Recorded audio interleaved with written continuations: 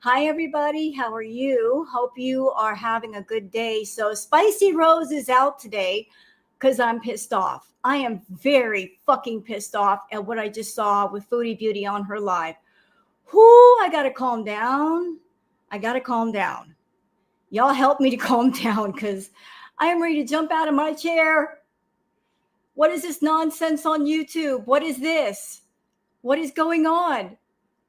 This is what, day 4, day 5, where she's coming online high as balls. Her last live stream, she was so high, she couldn't even talk, y'all. She couldn't even talk. She couldn't even form a thought in her head. She kept trailing off and zoning off, and the Beezers were getting pissed off. They're like, is this all your content is? It's just getting high anymore? You can't even focus on the chat? Let me tell you why I'm mad. Let me just tell you. This is why I'm angry. There's a few reasons. Let's start with the reasons so I can calm down a little bit. Reason number 1, because YouTube is supposed to have a terms of service that we all are supposed to follow. They're trying to make this platform family friendly. Right? That's what the rules are about, to make everything family friendly. So, if you're trying to make the platform family friendly, if you're trying to get advertisers to put ads on your videos and everything is family friendly, what the fuck is this about? You're letting somebody come on your platform and get high as balls and you're not doing a damn thing about it. How is that family friendly? How is it? I don't think that's family friendly. We reactors, when we react to Chantal, we have to watch our words. We have to use code words and all that bullshit. Yet Chantal can come online high. They don't do a damn thing. That's some bullshit. And I'm sorry if I'm using bad language, y'all, but that's what happens when I get pissed. That's how you know that I am pissed off. Second reason why I'm mad. Because anybody who's ever dealt with addiction, the last thing you need to see on this platform is someone who's coming on camera high. You don't need to see that. Even if you're someone you've never dealt with addiction, maybe you know someone who's dealt with it, it can be triggering. It can be very triggering. And another thing, if you're someone coming on this platform and you're seeing somebody high as balls, what's the message from YouTube? Oh, you can get high and you can be in the throes of addiction and come on our platform and monetize your content and get high and get paid for it? Is that the message that you're sending out, YouTube? That some people you'll throw the ban hammer at, but other people you won't? That's fucked up. That is really fucked up. How can you be a platform and you're claiming to be family friendly and you got a terms of service, but yet certain people are supposed to follow and other people don't? Why not just throw away the terms of service then? It would just make more sense. I don't know what YouTube is waiting for. If they're waiting for Chantal to have a medical emergency live on camera before they'll do something. But her live streams are getting worse. Much worse. Every time she comes on camera, she's high as balls. No one needs to see that shit. And I mean nobody. It's not fun. It is not funny. It is sad. I don't want to see a medical emergency with Chantal. I don't want to fucking see it. Okay? I don't want to see it. If Chantal wants to get high as fucking balls, she can do it off camera. YouTube needs to shut that shit down right now. There needs to be a message to her. Hey, you want to get high? Do it away from the camera. Don't bring it on this platform. No one needs to see that. No one needs to be exposed to that shit. And I mean nobody. Not people who've been exposed to addiction or experienced addiction or anyone who's known anybody who is an addict. Nobody needs to see that. That's not what YouTube is for. YouTube is a platform that people can come here if they're talented, if they've got something to say, if they've got opinions. That's what the platform is supposed to be about, y'all. It's not supposed to be a place where people who are addicts can come here and monetize and glorify their fucking addictions. You're not supposed to use addiction as something, as a form of content and make money off that content. You hear me? And that's what Chantal is doing. She has turned her YouTube channel into a place where she can monetize her addiction. All of them. And other people will pay. And other people will fund that shit. And I'm pissed off. Because I'm tired of seeing her as an active addict get online and showcase her addiction in front of people. And she's getting paid for it. It's not even age restricted. That means anybody can look at her content. Anybody. People over the age of 18 and people under the age of 18. This is not an adults only platform. This is a platform for all ages of people. So who knows who's being triggered by her content, by what she's doing. Somebody younger, somebody older, it don't matter. Nobody needs to see it. Nobody needs to see it. YouTube needs to do something. This is crazy. Shut that shit down, YouTube. Shut it the fuck down. You hear me? Nobody needs to see it. No one. It is not cute. It needs to go away somewhere. And I'm pissed off because I don't want to see an addict get high on camera. I've looked around on YouTube. Nobody acts the way that Chantal does. Nobody's getting away with this behavior. Why is she getting away with it? Why, YouTube? You failed. You took her channel away from her before, and look how she's repaid you. Look what she's doing now. Kind of ungrateful, huh?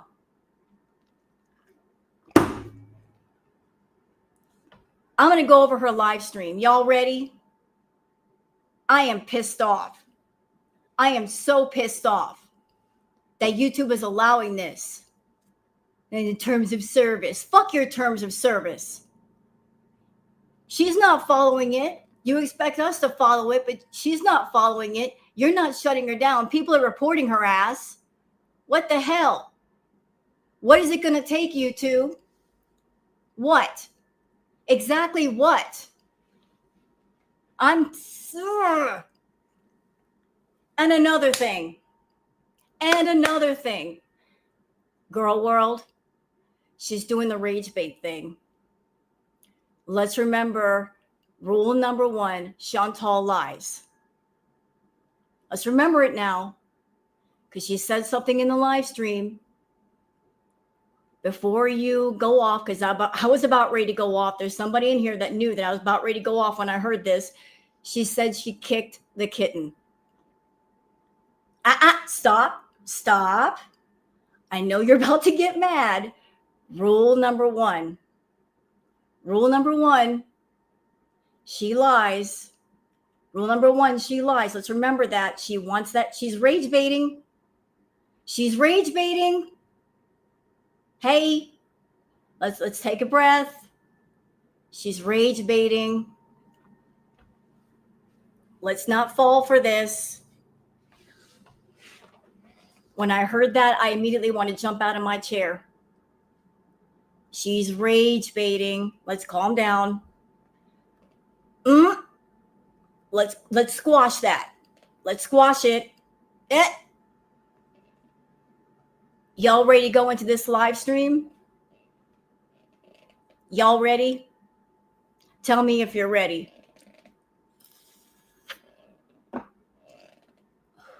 I'm sorry. I know I'm going extra off today. I'm being a little extra. Y'all got to understand something. For those that don't know, for those who are new to my channel, I have dealt with addiction. Let me give you some of my origin story, my backstory. I dealt with addiction. I was a food addict.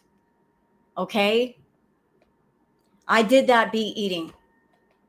Took me 6 years to be in recovery.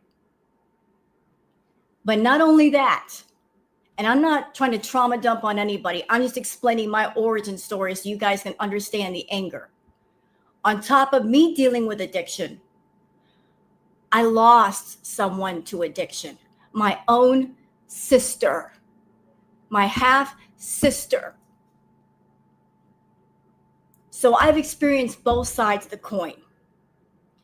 I know what it is to deal with addiction, and I've lost someone to addiction.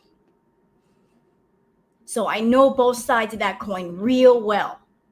And that is why I'm pissed off at Chantal. Because there are so many people on YouTube that are viewers, perhaps even reactors or people who do content. They've dealt with addiction too, or they know someone who has. And the content that Chantal is doing is triggering. It affects people when you see some shit like that. And that's why I'm pissed. This is not me just doing a live stream to get attention or be extra. No, this hits hard. Here. Right here. And I'm angry that YouTube is not doing its job the way it should. You get it? I hope that everybody understands.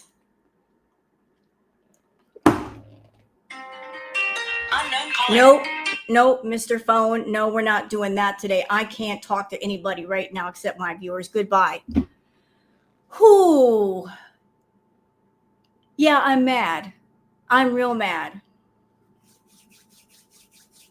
So I've experienced that shit. And Chantal coming online, it doesn't need to happen. It's not good for her. It's not good for anybody who watches her. It's not good for the Beezers. YouTube just needs to shut that shit down. They need to shut it down. Shut it all the way down. This is crazy. How far does it have to go? How bad does it have to get? For real. This is not somebody getting online a little bit buzzed and it's a little funny and goofy and silly and hee, it's amusing. No, this is dark. This is really dark. Like, how bad does it have to get? How bad? I don't want to know. I really don't want to know. You know, like I'm going to ask you guys in my chat. What do you think of Chantal's content? What do you think? Is it funny? Is it watchable? Because I can't. The longer it goes on, the harder it is to watch. And the harder it is to react to. It's like, what are we reacting to? Her slurring her words, her being incoherent, practically dribbling drool on herself. Yeah, thank you. It is triggering. It is. And that's why I'm going to go off. Because it's time for some truth at this situation. Not that the other reactors aren't giving it, because they are. But as somebody who's been there with addiction, yeah, I'm going to give it to you. I'm going to give it to you, Chantal. I sure as hell am. I'm a nice person, but you got me all fucked up. I am not going to pull any punches with you, bitch. You wanted some rage bait? Well, I'll give you some. I will give it to you. Y'all ready? Y'all ready? Tell me when you're ready.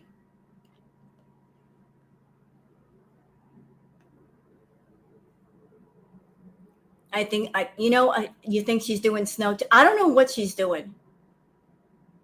People are saying it's more than edibles. I honestly don't know. I really honestly don't know. Yeah, let's go. Let's do this thing. Come on, Chantal. Bring on the content, the freaking content trash. You want this Ruda?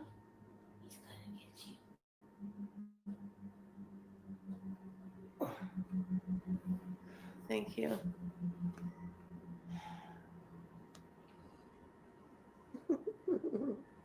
And by the way, y'all, I was watching her chat earlier. Her beezers are pissed.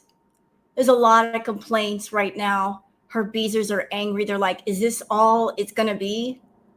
It's just you sitting at home getting high. You're high 24/7. You're not even starting the stream sober.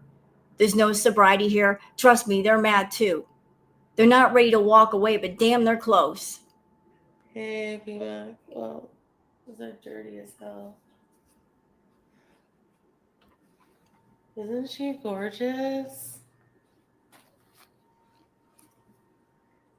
Blue is nice, thank you.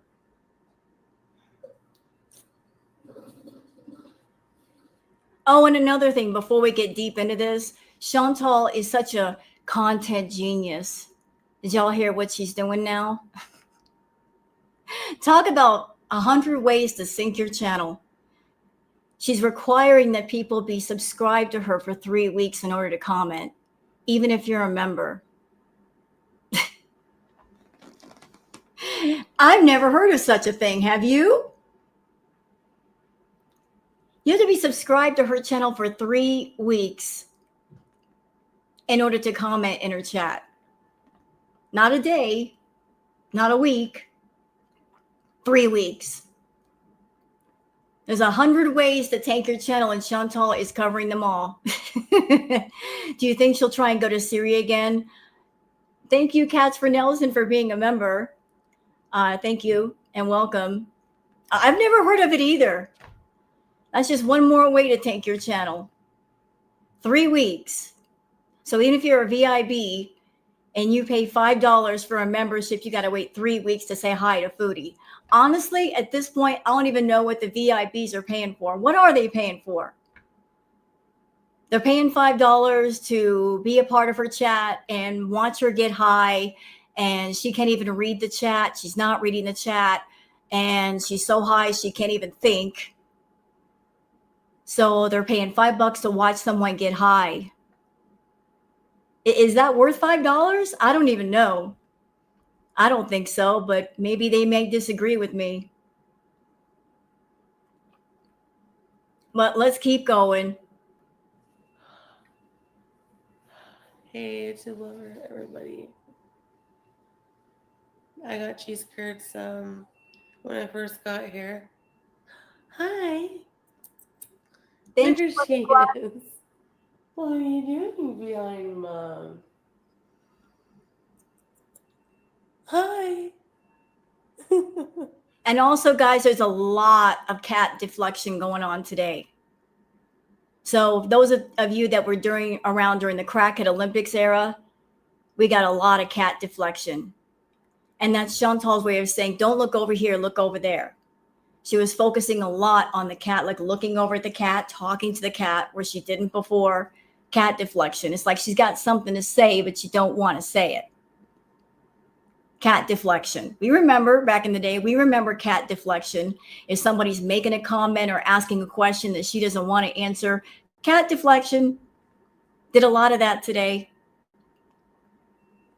Is she cute? It's a little. So. Well, she's very cute.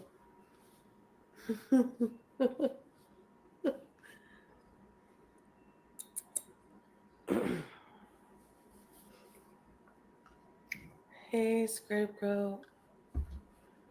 No, I think I'm getting better. Are you feral? Like a fox? But I just want to spend like another day inside. Cause, oh,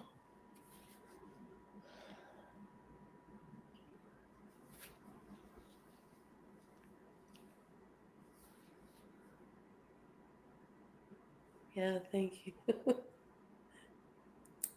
You're very cute. You're very cute.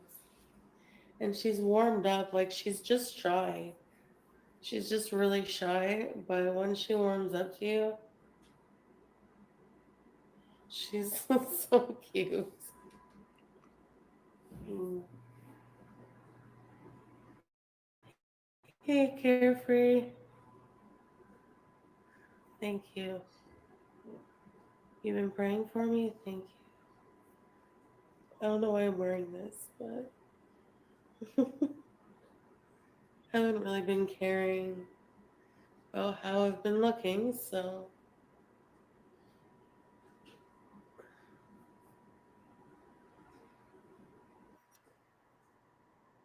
She's got a live stream going and she's not even paying attention to the chat.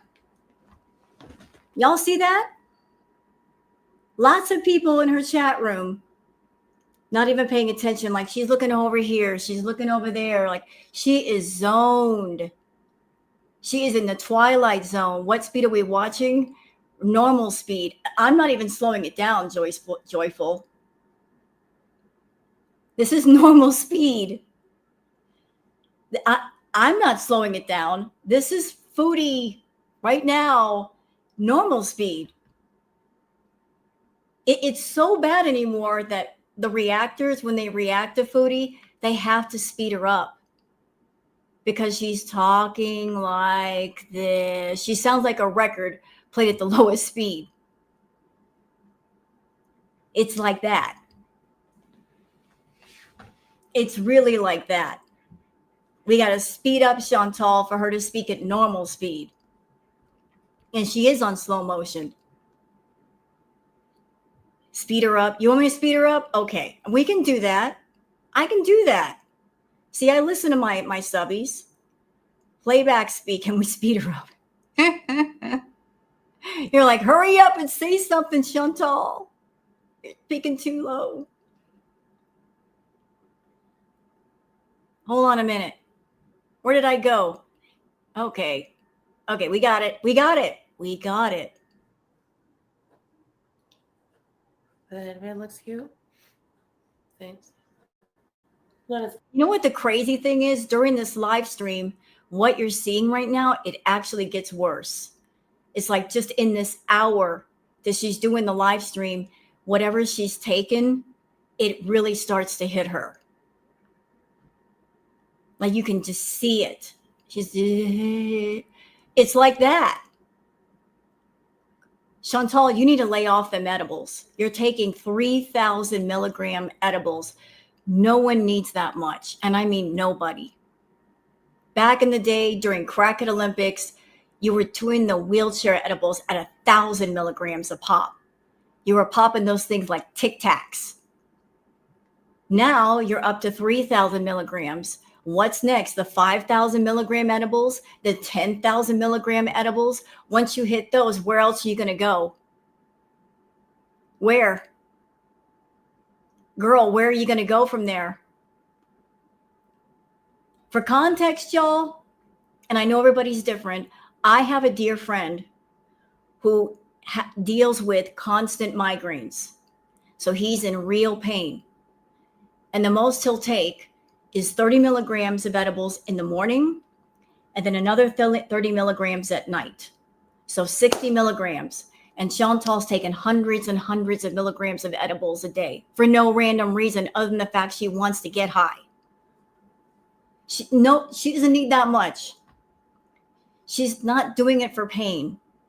She's not even doing it to relax. She's doing it to numb herself. She's overdoing it, way overdoing it. Cute as you. Oh my gosh. She's like the same color as the couch.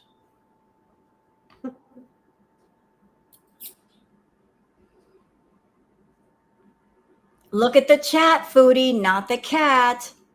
Hello, there are people in your room that are here to talk to you, and some of them gave you the money to get back to Canada. Rude bitch. Say hello to those people. She's so cute. Hello, BZ. Please name her. Yes.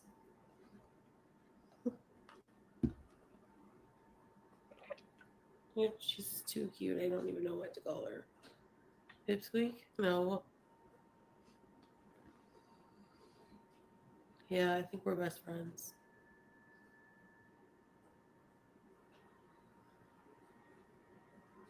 I mean, she won't like do anything bad if I hold her, but she doesn't like it, I don't think. You know what, guys? I think we've crossed the line from doing boring content to triggering content, and there is a difference. Someone doing content on YouTube that other people may feel is boring is one thing. But doing content that is triggering, that goes against TOS, that's a whole nother thing.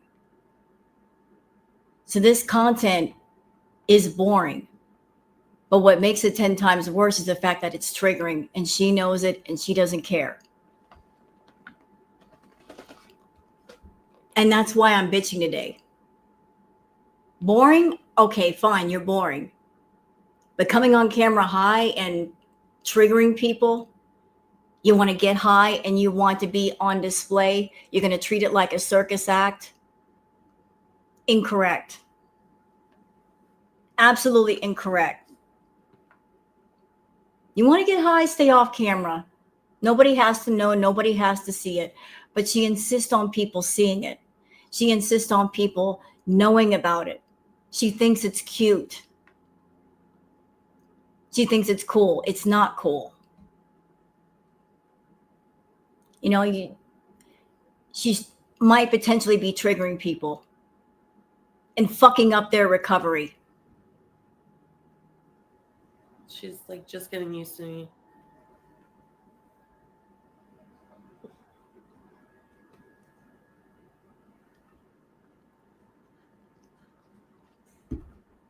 She's just too cute. I can't.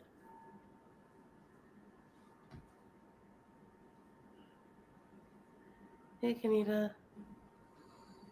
Oh, nice. I'm very happy for you. Okay. Name her Darcy. Which you beautiful. Yes.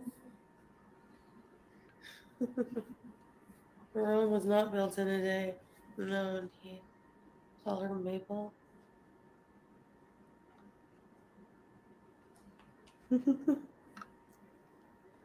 Grace?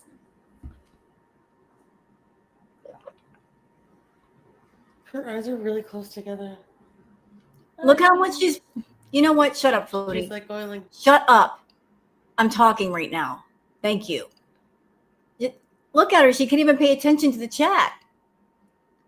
And I'm gonna ask all of you in my room a question, if you don't mind. I'm trying to calm the fuck down.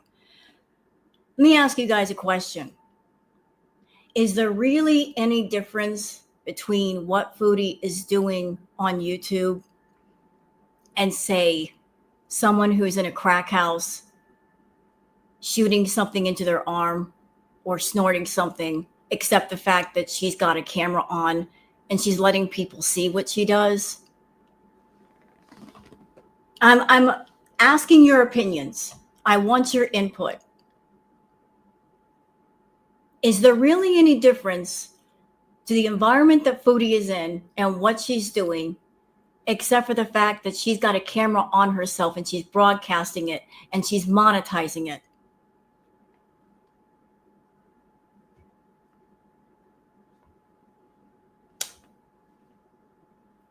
In both cases, it's just either one addicts doing their addiction. One is being showcased, one is not. One is private, one is public. And the public one, I'm pointing at you, Foodie. You want people to watch you get high. And you want people to pay you to get high. You want people to pay you for self-harm content. And it's been like that for the longest. And I'm clocking you and I'm calling you all the way out today. Your channel is a self-harm content channel where you cater to many different fetishes, most especially the food fetish. You turned your adult channel into adult fetish content. You're attracting all the feedies. You're doing content for them off YouTube and on YouTube, giving them free samples so that they will pay you for private content off camera, catering to all kinds of adult fetishes. But you come on camera, and when you're eating, you're getting high. You want people to watch you getting high, and you want them to pay you to get higher. You want those enablers. You want those supporters who will support you, but more importantly, support your addictions. You need that toxic support system to keep it all going. Because without them, how could you support it? Your addictions are built to such a level that you yourself cannot satisfy them. But here's the thing, Foodie, lean the fuck in and listen. One of the reasons why addiction is so horrible, you can't satisfy it. It is a hungry beast that always needs feeding. It is never satisfied. Never. The more you give it, the more it wants. It consumes, it destroys, it ruins. Your finances, your family, your friends, your social life. It wrecks and ruins everything. It takes everything away from you, isolates you, until it's just you and it. It is a jealous mistress that walks up to you, that looks beautiful and sensual and fun at first. And then as time goes on, it starts to change. It starts to show its evil nature. And it says, I want more. Give me more. You give it more, and it wants more still. Until it shows its real ugly face and it says, I've got you. You are now my bitch. That's how addiction works. And guess what, Foodie? Addiction has you by the balls. And it's squeezing tight and it's not letting go.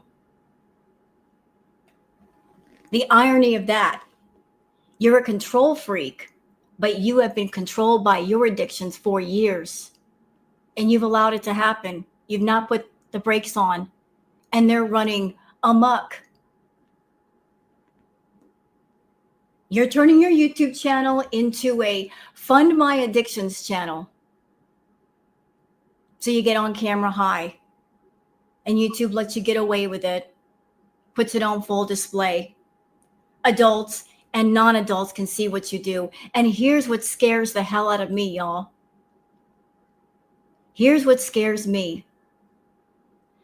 We live in a world where everybody wants to be somebody. Everybody wants to make it. Everybody wants to be an influencer or make a lot of money. Times are hard right now. People are looking around for ways to make money. And there might be somebody out there, or more than a few people, who sees Chantal's channel. They see the size of her channel. And they look at her and go, well, that looks easy. I could just make a YouTube channel and eat a bunch of food and do a bunch of chemicals and get high and get stupid. And I can make money. Because that is the environment that YouTube is allowing on her channel. But there might be somebody out there who wants something in life who thinks that looks like an easy path, and it's not an easy path. Yes, Linda, it is. That's an easy path. Nobody should be getting that impression that this is the right path to take. That let's just be crazy. Let's eat a bunch of food. Let's do a bunch of drugs on camera. This is the way you make money in the world. This is the way you make your way. No. Exactly. At what cost? There's always a cost. There is no easy path to success. You have to work for what you want. But some people out there may be desperate enough to look at someone like her and say, I want to follow in her footsteps. Nobody should. And I mean no one. But let's go back to Miss Foodie. This, like she's so trusting me right now. Oh, I just love you. I just love you. I'm glad she's sleeping comfortably on the couch, because she was in a paper bag, like a Walmart bag, and I didn't know. And I was in the kitchen cleaning up, and I kicked the bag. Like I tapped it with my foot to see if there was anything in it, and it was her. So she ran out and she was like, she hissed at me, and I was like, I'm so sorry, baby girl. But and then I came to sit down to do my live, and and it was her. She was sleeping wedged into the couch, and then now she's just been starting, exploring the idea of being in the same room. Well, yeah, I kicked her, but she was pissed. She was pissed and she hissed. I just tapped. You know what, Chantal? I'm just going to say it again for the benefit of people in here. Let's all remember rule number 1, Chantal lies. Before we all get mad and go insane, let's remember that she lies. But even if it's a lie, Chantal, why would you get online and tell people that you kicked the cat? If you're doing it because you want to get girl world pissed at you, why would you say that? And people in your own chat can hear you. What impression are you giving to them? You want to put off you love animals so damn much, but you're telling people in your own chat that you kicked your kitten? You kicked a very young animal? You want them to believe that you're a good person. Yet you are saying, I kicked a kitten. And the fact that she's laughing, well, she's evil like that, just me. She would laugh about something like that. Yeah, but why would you say that? Even if it's a lie, why would you say that? Why are you laughing about it? If it's true that you kicked the cat and you're laughing about it, that means you're an evil bitch. If you're lying about it, you're doing it for attention, and people in your own chat are going to be looking at you like, why would you even say that? You're saying something evil. Why would you say that? Why do this? You know what I think? Tell me what y'all think about this. I think she's looking for attention. I think she wants attention from anybody and everybody. She wants attention from girl world. She really wants attention from Salah. She's not getting the attention that she wants. So she's just desperately clawing at anything and everything for attention. She doesn't care if it's good attention, bad attention. Attention is attention. It goes in the same basket. But that's why she's just saying all this nonsense. So do I believe that she kicked the kitten? Honestly, no. Just because she's not steady on her feet. But I don't think she has the strength to kick a cat. But Chantal, if you really did kick that kitten, girl, I want you to walk on all the broken Legos for the rest of your life. In Minecraft, of course. Let's keep going. After I didn't kick her hard. I didn't think she would hide there, right in the middle of the walkway. Anyways,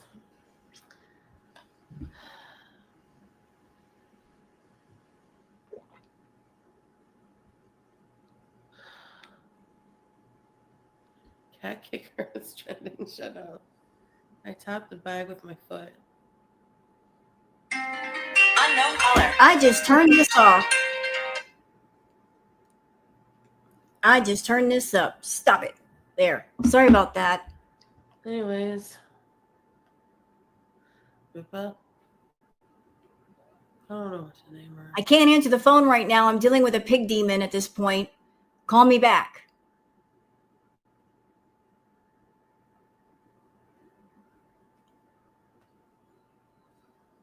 I'll think of a name. Breathing sounds better. Well, why is it concerning, Harley? Hey, Potty Meat.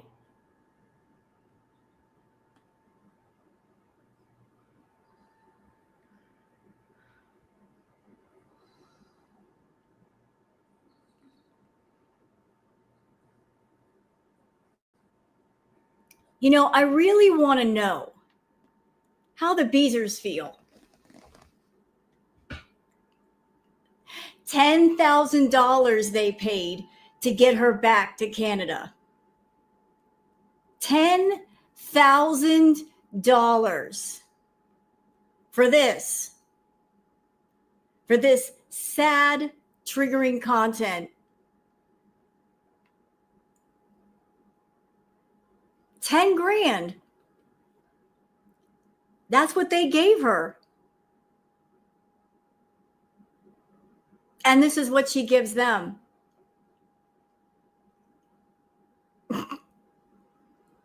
This is what she's giving the Beezers for $10,000.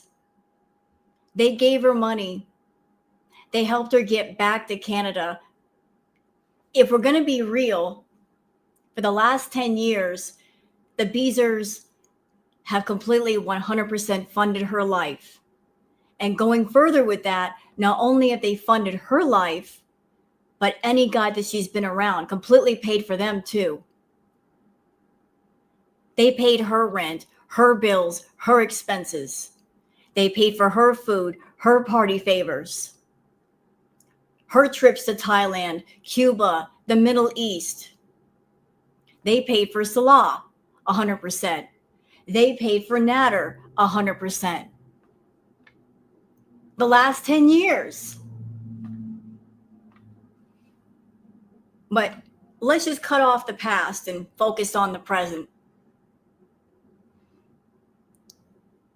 She promised them when she went back to Canada that she was going to hit the ground running. She was going to do great content. Oh, we're going to do scooter beezes. Somebody send me $3,500 for a damn scooter. I'm going to do this. I'm going to do that. Chantal is best friends with Ima. I'm going to do this. I'm going to do that. Ima. Her butt was writing checks that she couldn't possibly cash because she was so broke. Making all those promises with those checks. And she's back in Canada now. The Beezers got her that apartment. They're paying her bills. All that food, all those shopping hauls, all those edibles she's doing. What is she giving them? Bullshit. Lies. Empty promises. Ima. Best friends with Ima. They're not understanding they're dealing with a person that her best friends are soon, someday, one day, perhaps, later. Those friends of hers give her room to procrastinate and put things off and not do anything. Her enemies are now, today, this minute, because they demand change right away. Hello to everybody coming in. I'm sorry, I'm just going off right now. I'm not trying to be rude. But she's always making promises that she's not going to deliver on because she wants the money first. She gets the money in hand right away. Because once she's got the money, who cares? Who cares? She's got the money. She can do what she wants with it. She doesn't feel like she has to give something back once she gets what she wants. And the Beezers still haven't learned yet. They're being taken for a ride. Now, yeah, I hope that she watches it when she sobers up, and I hope it pisses her off because I'm pissed off. I'm tired of seeing her high on camera. I think it's a bunch of nonsense that she's coming on camera that high, and it's bad for her, but it's also bad for anybody who watches her, whether it's a Beezer or not. Nobody should be monetizing addiction on YouTube. Full fucking stop. This is not the platform for it. That's not why YouTube came to be. For people who are addicts to come on this platform and monetize and glorify addiction? Hell no. That is not why this is here. No, absolutely not. That is abusing the platform. That is platform abuse. No. No, no, and no. Addiction is something that is meant to be treated. It is a hurt that needs to be healed, not glorified, not monetized, not put on display, not treated like a circus act. It is a hurting thing. And something else, Chantal, you selfish bitch, and hear me loud and clear. Addiction doesn't just hurt the addict. Understand that. Addiction doesn't just hurt you. It hurts anybody and everybody around you. The circle of damage goes beyond you. And when you're the addict in the throes of your addiction, you only see and feel your hurt. But anybody around you is also affected. There are people around you, they feel hopeless, they feel helpless, they can't stop it, they can't slow it down. They feel like their hands are tied. They don't know what to do. There's nothing they can do. Addiction hurts more than just you. You don't understand that. Your addictions have hurt you, but they've hurt people around you. They have hurt peace. They have hurt your mom. They have hurt your family. They have hurt your friends. They've hurt your pets. It hurts everybody. It hurts everyone. And even the people watching you. This is painful for them. The ones that give a shit, the ones that aren't there encouraging you in your addiction and saying, hey, foodie, let's go get some food. Hey, foodie, let's go get high. By the way, since I'm here, since I'm live, all of you Beezers over there, you fucked up individuals, can I have a word with you? I think I need to have a word with you. I don't like Chantal. I despise that bitch. But I'll tell you what, I would never encourage her in her addiction. No. No, ma'am. I would never. But those of you that know about her problems with food, those of you that see her getting all that high, what the fuck are you doing? You are encouraging her to get high. You're encouraging her to eat. Let me tell you something. She's a food addict. She doesn't need help with her addictions, except to get on the other side of the addiction, not keep it going. Do you understand me? If you cared about foodie, you will not encourage her to eat. You won't talk about food. You won't encourage her to get high. You'll back away from that talk.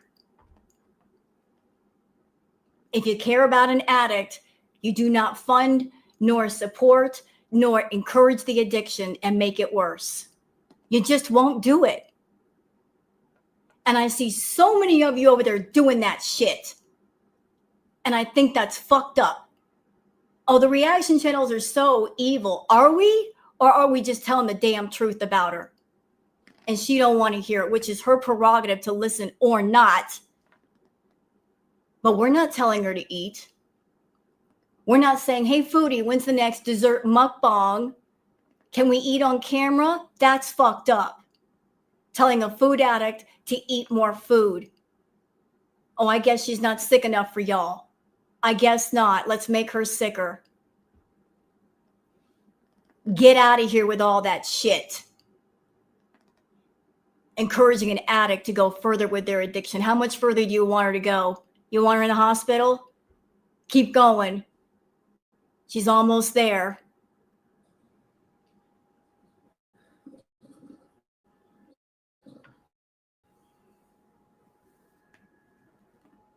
No, there's still no name for the cat.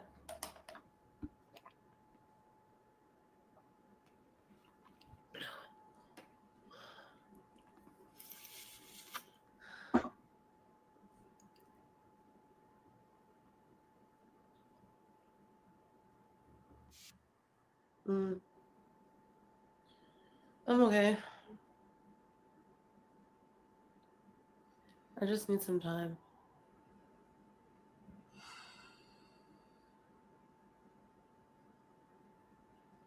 Oh my goodness, you were very loud. She's so sweet, seriously.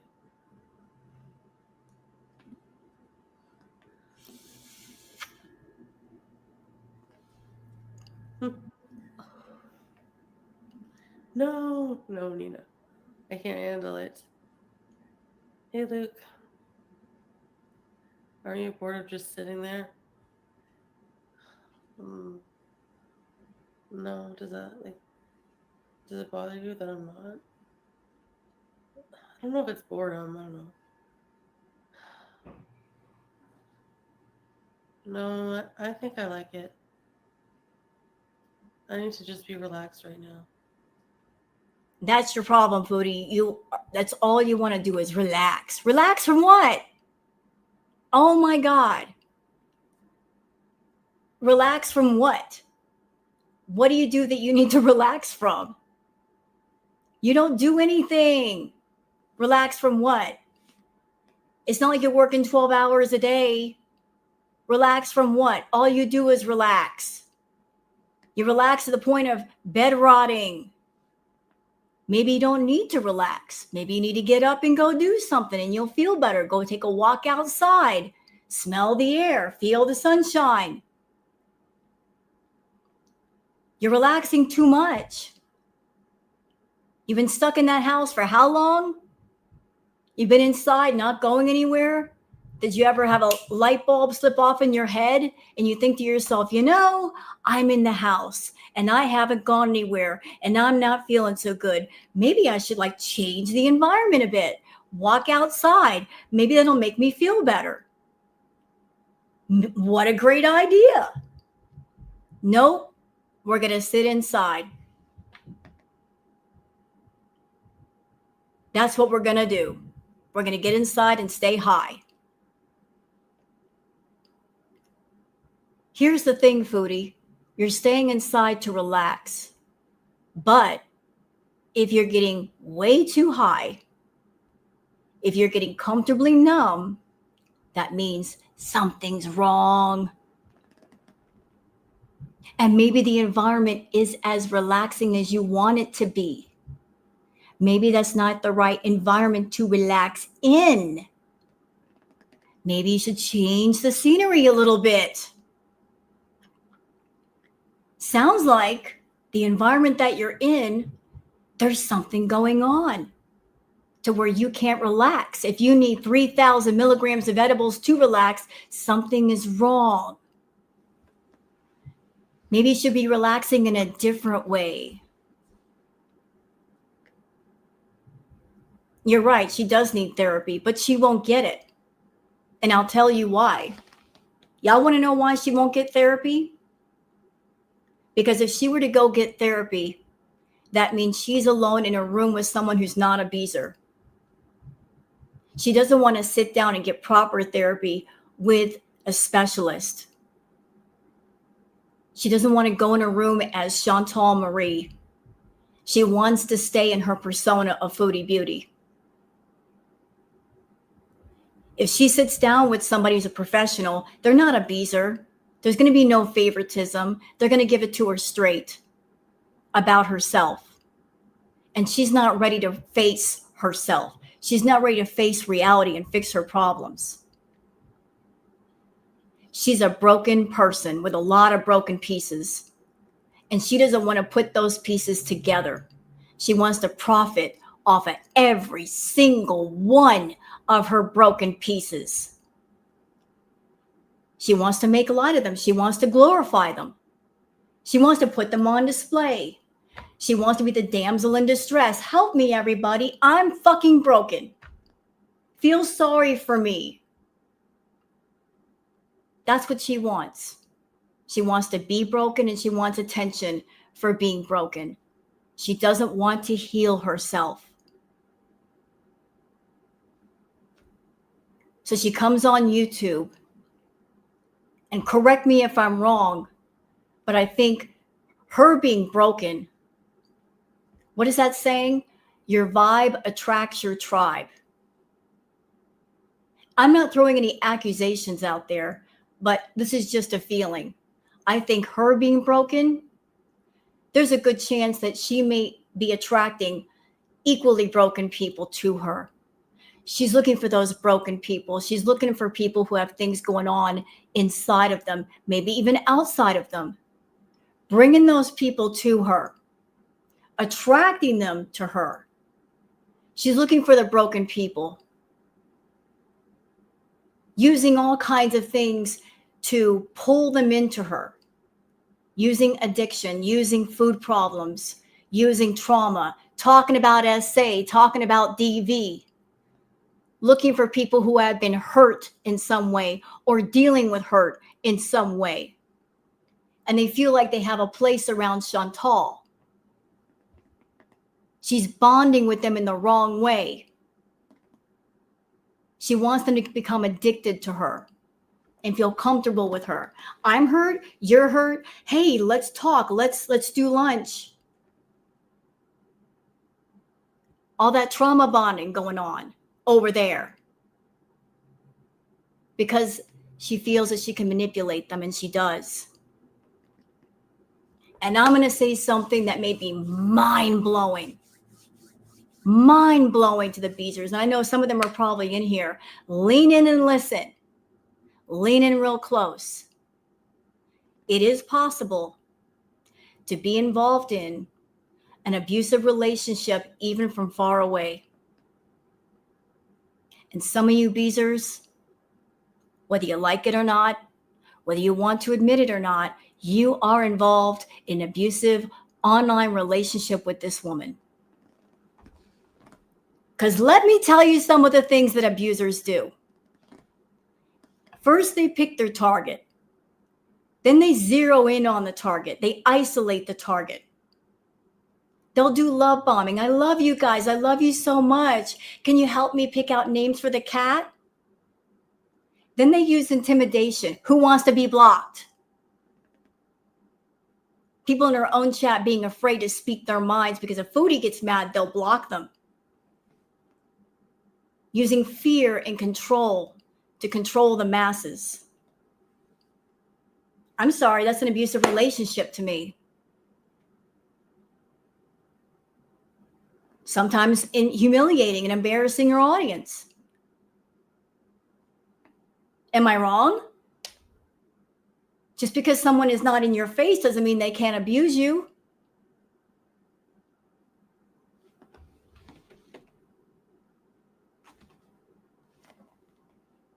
So yeah, she finds people that are hurt, that have gone through her, maybe some kind of trauma. She brings them to her. She pulls them in close like, you belong here. You're part of my tribe. Then she does the manipulation and the lies and control and humiliation and all that. And this is what it is right here. This is what she's subjecting them to. And another thing, Beezers, Chantal knows what she's doing. I know a lot of people may disagree with me, but in some respects, she's stupid. Other respects, she is not. When it comes to manipulation, evil, wrong, hurting people, she knows what she's doing. Some of you over there may be waiting for that day, for that reward of she's going to become a good person and she's going to live a happy, healthy life. You're waiting for that day. You're desperately waiting for it to happen. And Chantal throws out scraps of hope to keep you around. She does. She throws the scraps out when she feels that some of you are about to leave. She throws out enough just so you won't starve to death, but not enough to where you get a full meal. You'll never be satisfied. You will never have that day where, like, we waited all these years. She's finally turning a corner. She's getting herself together. Her mind is together. Her life is together. This is the happy ending that we wanted. You're never going to get that. Not as long as she doesn't want help. Not as long as she doesn't accept help. All of you over there that you may have the best intentions for her, the person who's the addict, it has to start with them. They have to want help. They have to reach their hand out for help. I've been watching Chantal for years, and listen to what I'm saying. I've been watching her for a long time, and I can tell you with 1,000% certainty, she's not ready. She's not even trying to fight against it. I am not seeing in her energy nor her eyes anything that says, I am done with this addiction. I am done with this toxic behavior. I want to change. She is not fighting it. She's leaning into it. That's why I'm saying that. I'm not being hateful. I'm just telling you the truth. She's not ready. She doesn't want to be ready. And as long as she's on fucking YouTube, making money with her addictions, as long as you guys keep giving her money and funding her lifestyle, she's never going to get away from it. Not ever. She spent years building this toxic machine of addiction that just keeps things going. And it's never going to change until the machine is shut down. Do you understand what I'm saying? Years she spent building that machine. And those of you on her channel, you're a part of that machine. You are an essential part to keep it all going. As long as it's in place, as long as there's a source of money, she will continue and continue and continue until things get so bad, I guess something happens. Either YouTube shuts it down or something happens to her, whichever comes first. But she's always on the lookout for enablers and supporters and funders to her addictions. And make no fucking mistake. No mistake whatsoever. You give money to Chantal, you are supporting an addict in their addictions. You are funding self-harm content. She's hurting herself. There's no way to get around it. There's no way to excuse it. None. Absolutely fucking none. And don't give me that shit that, oh, I like her. You can like her all you want. You can like her without funding the addictions. There are healthy ways to support an addict without paying money towards the addictions. Do you hear me?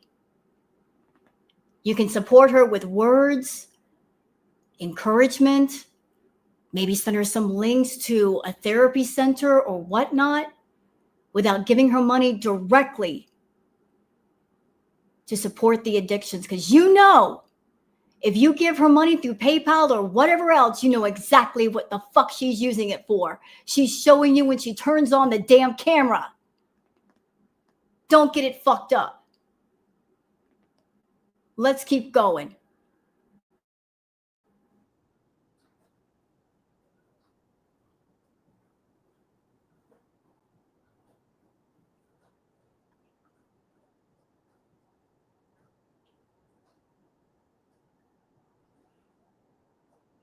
So yeah, just here to chill.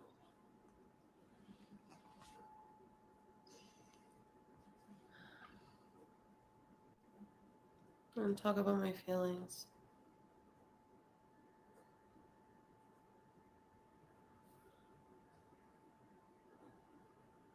You're deleting comments.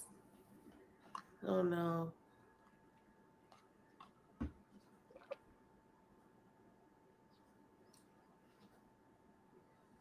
Hello.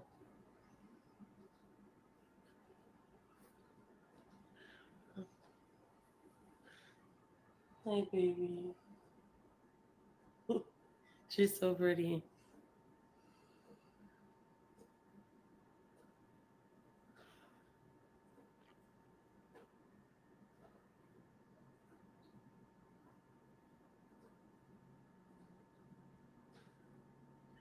So, guys, I'm just having a hard time.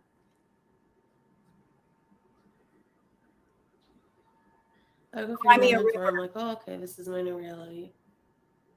And then other times I'm like, ugh, I miss them.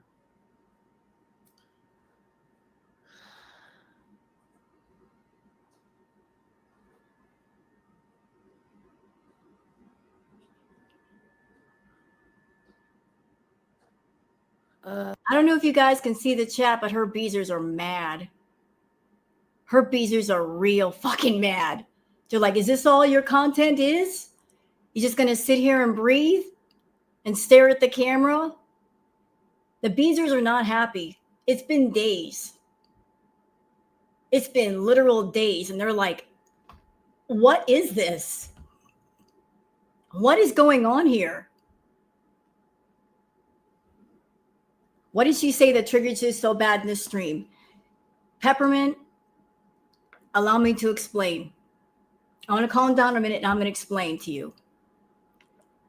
Listen, I don't like the fact that Chantal is getting on YouTube and she's abusing the platform. I don't like her getting online and being fucked up. I do not want to see this. I don't think anybody else should see this. Someone coming on camera and they're high as balls, like overly high, the point where they can't even talk. This is not content for YouTube. If she wants to get high off camera, I say let her do it. But she doesn't need to turn a camera on and trigger the fuck out of people by doing this. This is not content for YouTube. This is not the platform that it's for. This is too much. This is not why YouTube is here. There's a lot of people in her audience and in girl world that we've been through addiction or we've known somebody who's been through addiction, and we don't need to see this. This is not a little bit high, funny, goofy, silly. This is someone going over the edge. That's what this is. This is not even content. Someone turning on a camera and broadcasting themselves high to the point where they can't even read the chat and they're zoning out. Not YouTube content. Not everything is YouTube content.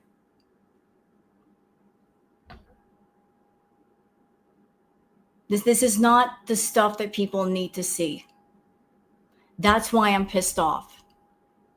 I've dealt with addiction myself. I lost my little sister to it. I don't want to see this shit. I know other people don't want to see this shit.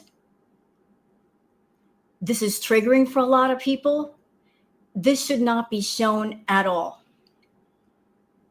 What she does in her personal time is what she does in her personal time. But her coming on camera and showing it to people and expecting to be paid for this shit? Are you kidding me? No. No, no, no. That's why I'm going all the way off on it. It needs to stop. YouTube has rules. They have a terms of service. They expect all of us to follow the rules, and then they allow this when she's been reported. Why? Why?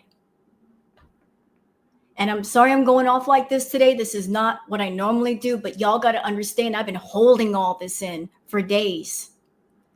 And I dealt with this back at Crackhead Olympics, and actually this is worse. I've never seen her this bad.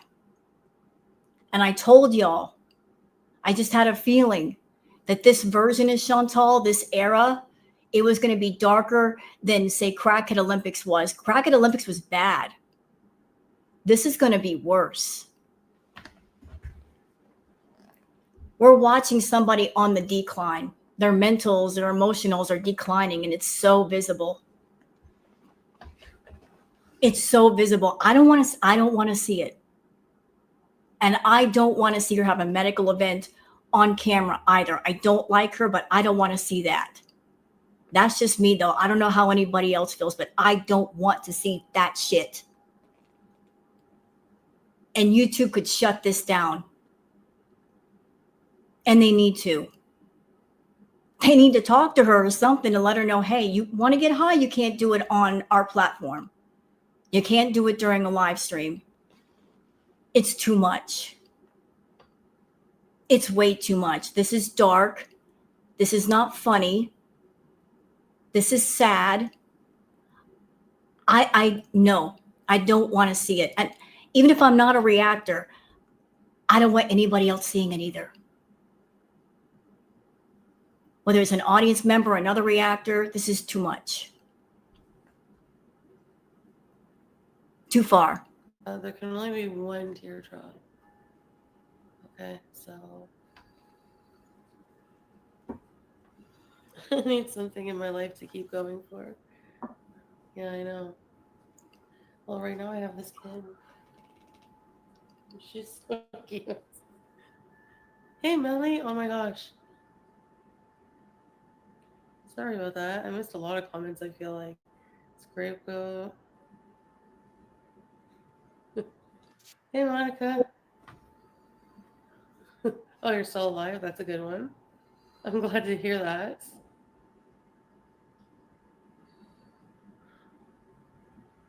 Oh, my ear. Yeah, that's the only one I see, Melly. I'm glad to hear you're doing okay. Don't do drugs. Yeah, I'm just really, like, comfortably numb. No beast for old men. Question is, Chantal, are you comfortably numb or are you just numb? I think you're numb because you're not comfortable. I think you're doing shit constantly all day because you don't want to feel and you don't want to think and you don't want to admit to yourself it's over between you and Salah. I think you know it's over. He doesn't want you back. You can't go back. I know there's been a lot of speculation in the community. Is she going back or is she going to stay? Nobody's quite sure. There's not 100% certainty there. But there's two things that are sticking out to me that make me think she can't go back. Let me tell you what those two things are. The first one is, unlike the other visits that Chantal has had to the Middle East, where she's been there and left, this last time was a bit different because before she left, she signed some kind of paperwork. That has never happened before, has it? She said it was divorce papers. I don't know if it was divorce papers or something else. So all the other visits where she could go back, there was no paperwork involved. But now there is paperwork.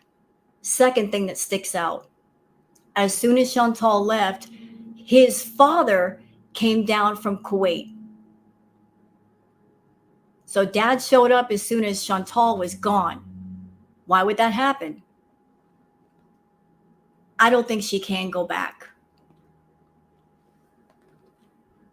I don't think she can.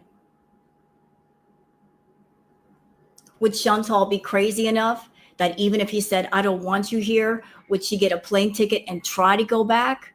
Maybe fly all the way to Damascus and then get a hotel and say, I'm here. Yeah, she would be that crazy.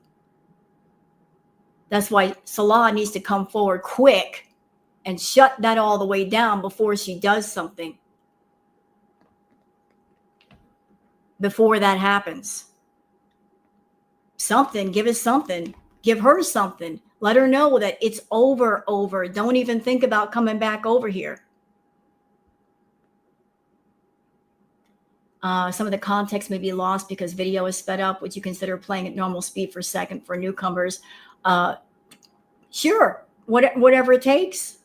Are you guys okay with that if I slow it down to normal speed at the request of someone?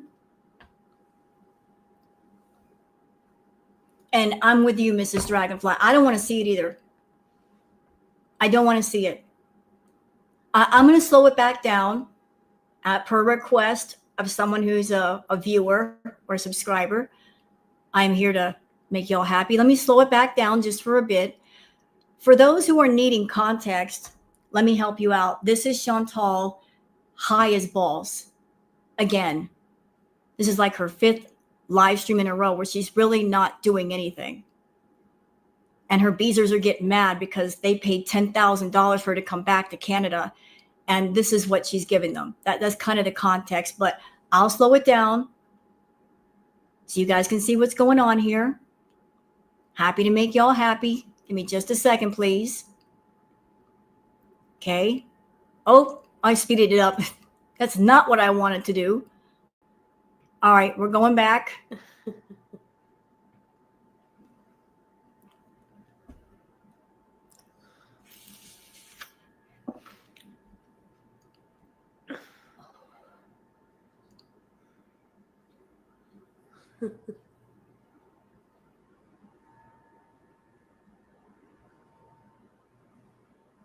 You can hear it.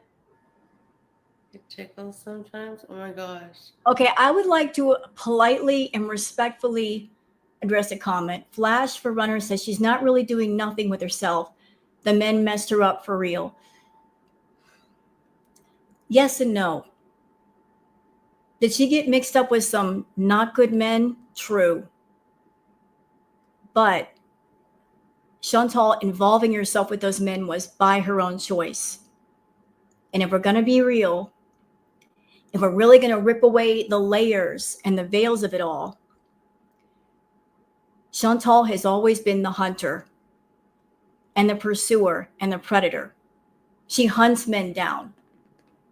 She hunted down Nader. She hunted down Salah. She paints herself the victim, but she's not a victim. She's not. She goes after men that want nothing to do with her, and she makes the choice to be around them. But before she got around them, she was a messed up individual to begin with. All that did was amplify her messed up. So you can't really put 100% on the men in her life. You really can't. Because Chantal was the one who approached these men, and she wanted companionship. In my opinion, this is just my feeling, this is just me, I think Chantal is in competition with herself. She wanted to be in a relationship. She wanted to know what it was like to be married. Maybe she felt like she was being left out of the whole marriage game. And maybe she wanted to know what it was like to be married. So since she couldn't get into a real relationship where marriage was possible because she's an awful person who doesn't want to work on herself and fix her issues and be that woman that a man could be proud to be with for free, she said to herself, you know, what have I got? I got money. I got lots of money. I can just buy a husband. I can just make up a relationship and that can be my new reality. So she did. And let's really get real, subbies. And you've heard me say this. And tell me what you think. Yes or no? This whole thing with Salah, it was a get back at Natter. She was getting back at Natter for rejecting her, for not being in a relationship with her because he said no. She tried and she tried and she tried to get Natter into a relationship with her, and it never worked. Anything she did not work. Throwing money at him and buying him stuff did not work. Paying for his bills and his rent did not work. Threatening and blackmailing and threatening to go to the cops did not work. Buying herself an engagement ring and taking fake engagement photos and trying to trick him into saying that she was his girlfriend did not work. Nothing worked. So she was ultimately rejected. So you know what she did? She wanted to get back at Natter. So she picked another guy. And her being involved with Salah, that was her way of saying, screw you, Natter. Screw you. I'm going to go pick another guy who is younger than you, more attractive than you, and I'm going to give him all my money, and I'm going to take care of him and be his sugar. He's going to be my sugar baby, and we're going to make a channel together. Nanny, nanny, boo, boo. Ugh. And she did all that, didn't she? She found another one, started supporting him, giving him money, made a whole nother channel with him. Those were all middle fingers to Natter. But weirdly enough, I think it was to also get back Natter. Maybe try to create an environment of, you better run after me. You better come after me. I'm about to give somebody everything I gave you. You better come running. Come, come, come, come, come. He never ran back. And because she did all of this on the YouTube world stage, because it was in front of everybody, she had to stick with it, or else she would look 2 times the fool. So she had to carry on. And this whole 3 years that we just witnessed, girl world, it has to be the world record for the longest case of playing house I have ever seen in my life. You play house when you're kids. I'll be the mommy, you be the daddy. She did it as an adult for 3 years. Tanked her channel playing house for 3 years. Only Foodie. Only her. And what is she doing now?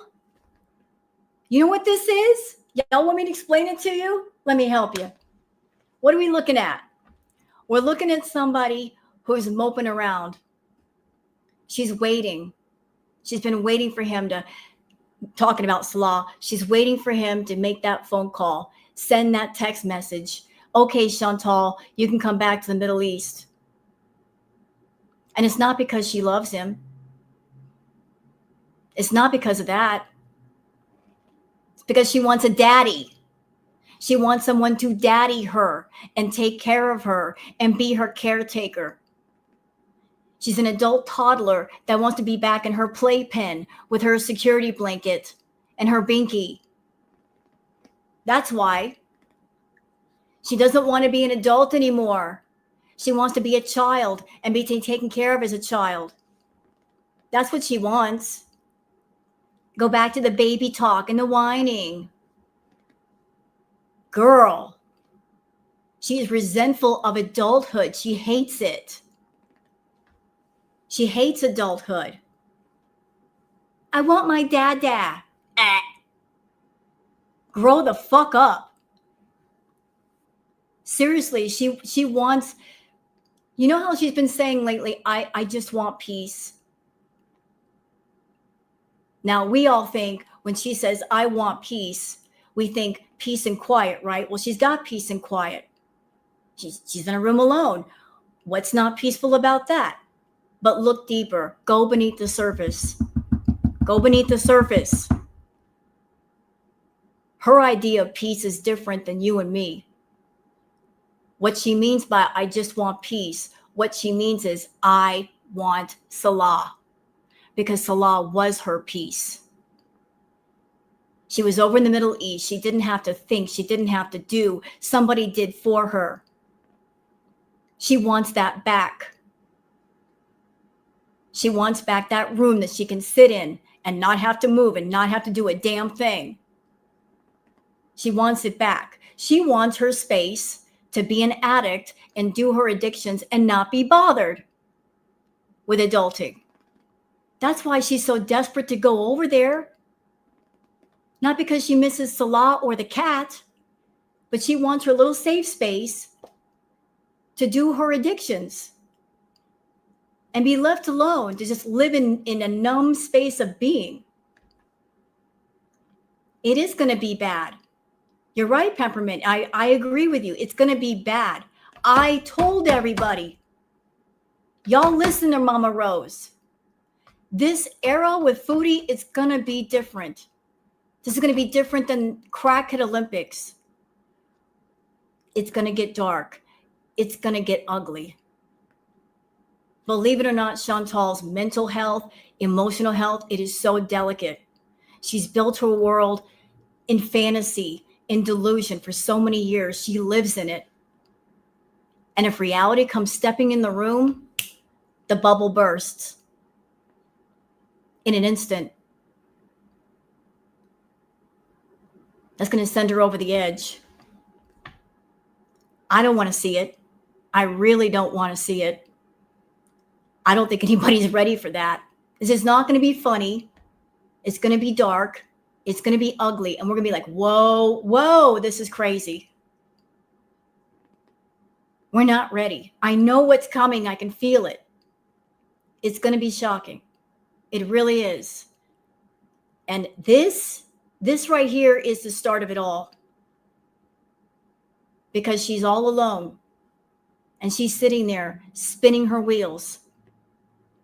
She doesn't know what to do with herself. Like she needs help. She needs help. Serious mental help, emotional help, intervention, something. She needs it badly. But it's not up to us to give it to her. She's got to get it for herself. Anybody who's ever been through addiction knows that it has to start with a person who has the problem. They have to reach out for help. They have to be ready. They have to have that moment inside of, I am sick and tired of being sick and tired. I'm ready for a change. I'm welcoming it. As hard as it's going to be, as much as I have to fight, I got to fucking do it. And even if I stumble, even if I fall, I got to get right the fuck back up and keep on with things. It's not about the number of times you fall off the horse.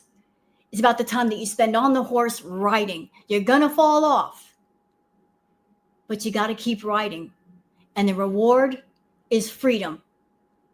You're free from addiction. It no longer controls you. It no longer dominates your life. She will never know that freedom. Not as long as she's in a long-standing relationship with addiction. She wants a relationship. She's already got one, just with the wrong thing. She's been married to addiction for years. And that is part of the reason why her other relationships don't work. You got to get rid of one in order for another one to be successful. You can't have two relationships like that going on at the same time. That would be freaky feeling. You'll probably get used to it though, right?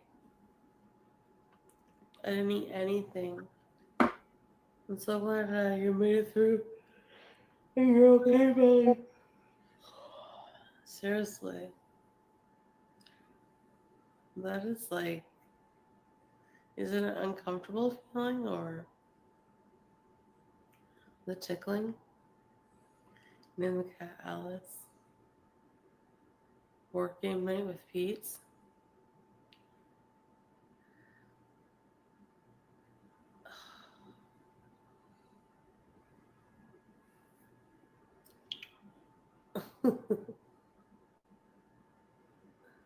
Go away.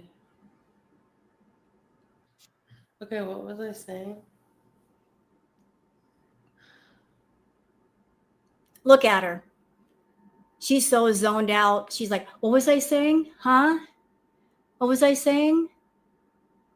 This is not even like a little high where you're like, I feel good. No. What were you saying? What was that? She doesn't even know where she's at. She really doesn't know where she's at. I don't know what she's on. Whatever it is too much. What? Why would you come on camera this way? What? Chantal, if you're going to do this, do it off camera. For God's sake, do it off camera.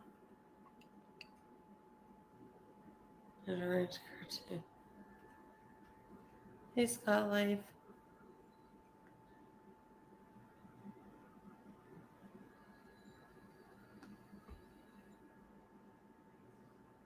You're back on the bike already, Melly. That's pretty impressive. It's been okay, Lindsay. Well, no, it's not been. It's been rough. It's been rough.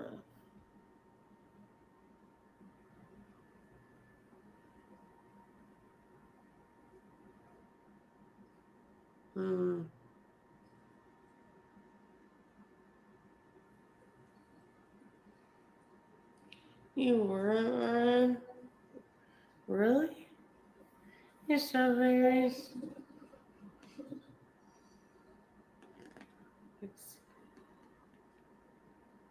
You can hear it tickling. You can hear it tick. Oh my gosh. I'm starting to sound like the smokers of the world. And I look like an egg. Would you like your eggs today? Yeah, I can see it. Joe Mama. Oh, sweet baby angel.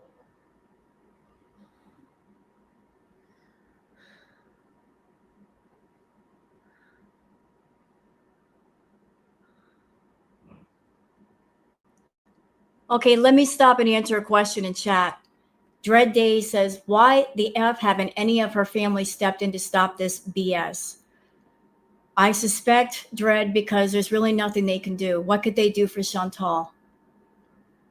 I've heard of people say 5150 her, but that's not a permanent thing. They could 5150 Chantal and let her go the next day. There's nothing that the family can do.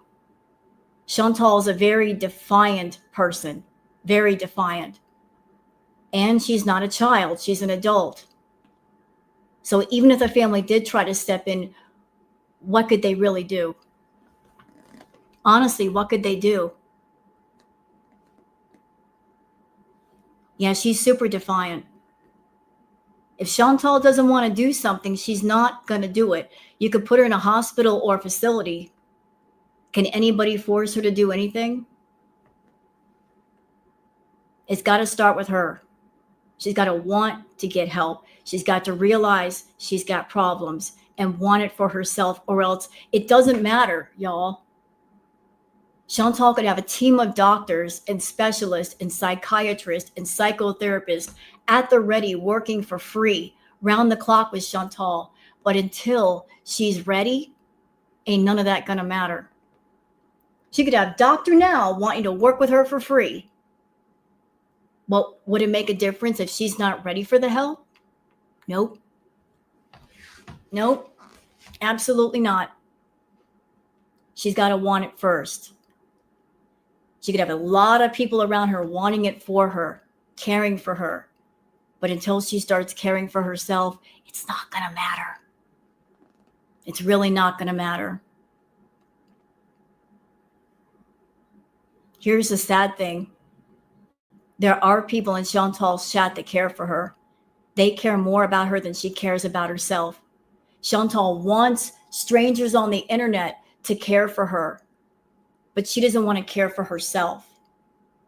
She doesn't want to. She puts herself always in the position of, I'm going to come on camera and stress you guys out. I'm going to come on camera and be in a state of distress and upset and sadness and depression and being fucked up. And I want you guys to worry over me. She wants people to worry over her. She wants people to be concerned for her. She thinks that's the way to keep people watching her, is to create this environment of people are so stressed out, their blood pressure gets up, they worry over her. And that is so damaging to her own audience.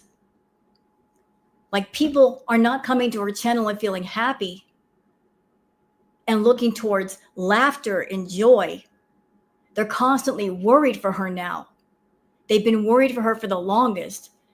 She keeps them in that state of being, and she doesn't stop. And she wonders why people leave her channel is because they get to a point of exhaustion with the stress and the worry and concern that they cannot take it anymore. They can't take it. And they have to leave for their own self-preservation. They're like, I got to protect myself. I got to protect my energy. I am watching this person, and watching them is affecting me. I can't go any further. They have to leave. They got to protect their own mental, emotional health. She wears people out from worry and stress. She doesn't realize what she does, or if she does, she doesn't care. Right. She thinks that making them worry will make them donate. They're done donating. They are done. They are tapped out. They got nothing more to give. They're done. They're through. The Beezer well is empty. They can't give her any more. They gave a lot. And now it's Chantal's turn to give. She made all kinds of promises, and the Beezers are basically saying, we gave, now it's your turn to give. And she's not going to give except to herself. Goose Chuck, how are you, Goose Chuck? Goose Chuck, I'm going off today, girl. Oh my God. I'm losing my shit. How are you, Goose Chuck? Let's keep going, because I'm not done with her. I look hard boiled.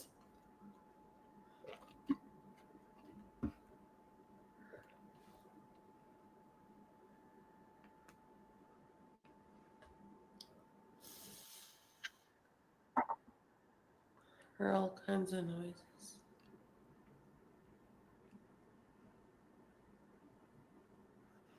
And for those people that are in my chat, Goose Chuck, you know I got to do this. And I'm doing it with love. Fuck you, Goose Chuck. Let's have a happy moment in the middle of all of this. Fuck you, Goose Chuck. You and your pictures. I love you, Goose Chuck. I just had to do it. I caught you slacking in here. I had to give you shit. Let's keep going. Snow angels? No.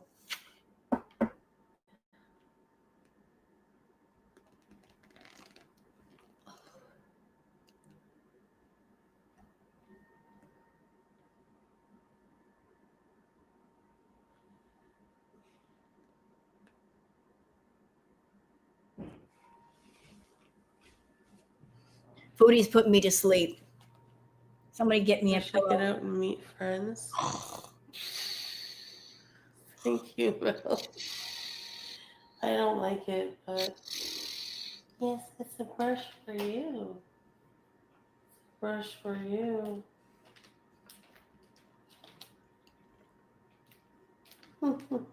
Did you like those treats? Did you?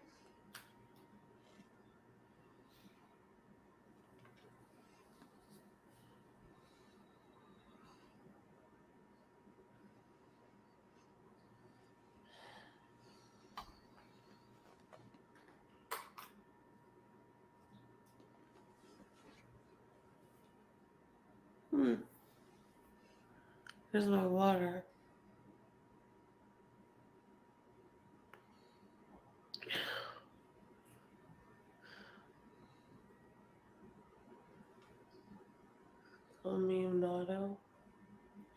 Hey, Ray Ray. And yes, Joanna, I am pissed off. You should have heard me earlier. And we're not done yet. We are not done yet.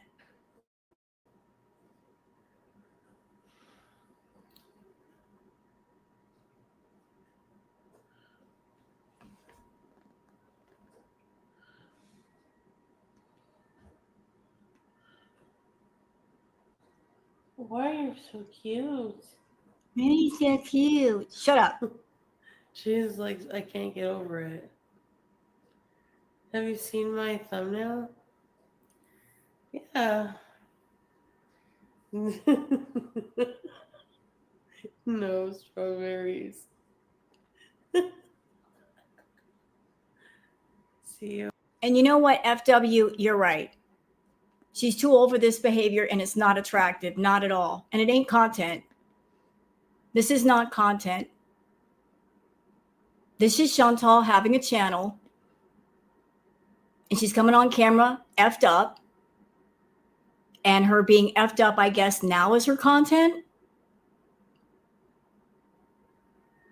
And before Foodie gets on her channel and starts bitching about what I'm saying, well, she doesn't have to watch. It doesn't matter if I'm a reactor or not. Nobody anywhere should be seeing this.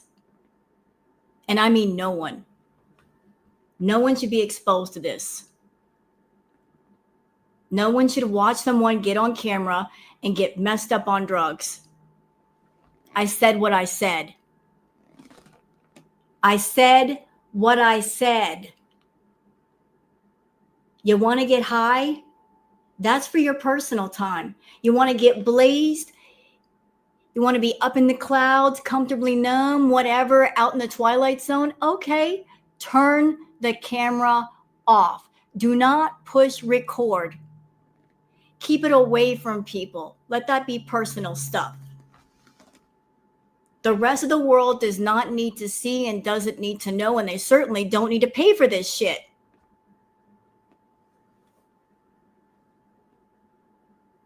YouTube is not a platform for addictions.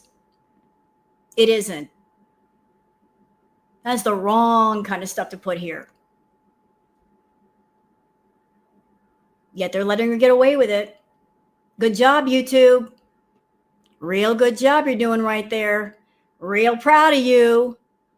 Yo, BK, where?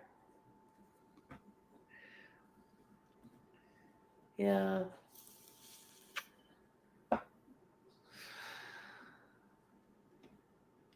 Thank you. Hey, Miller. Hi, Mrs. No. Dragonfly.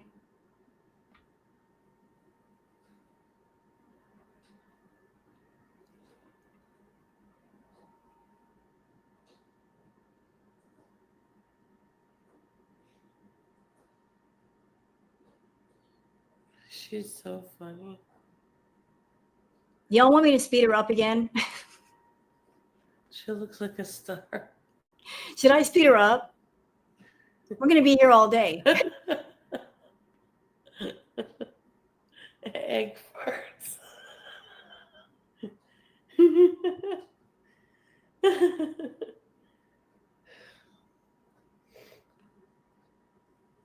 Whatever, I give him shit. I'm like, we were liking Okay, shut up. Shut up, Chantal. Let me speed you up a bit. Quiet. Shh. I got to speed you up.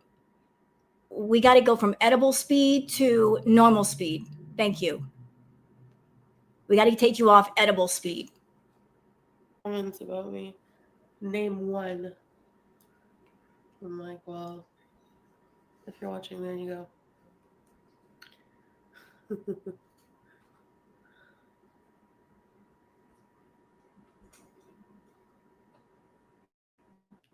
I'm not selling myself short.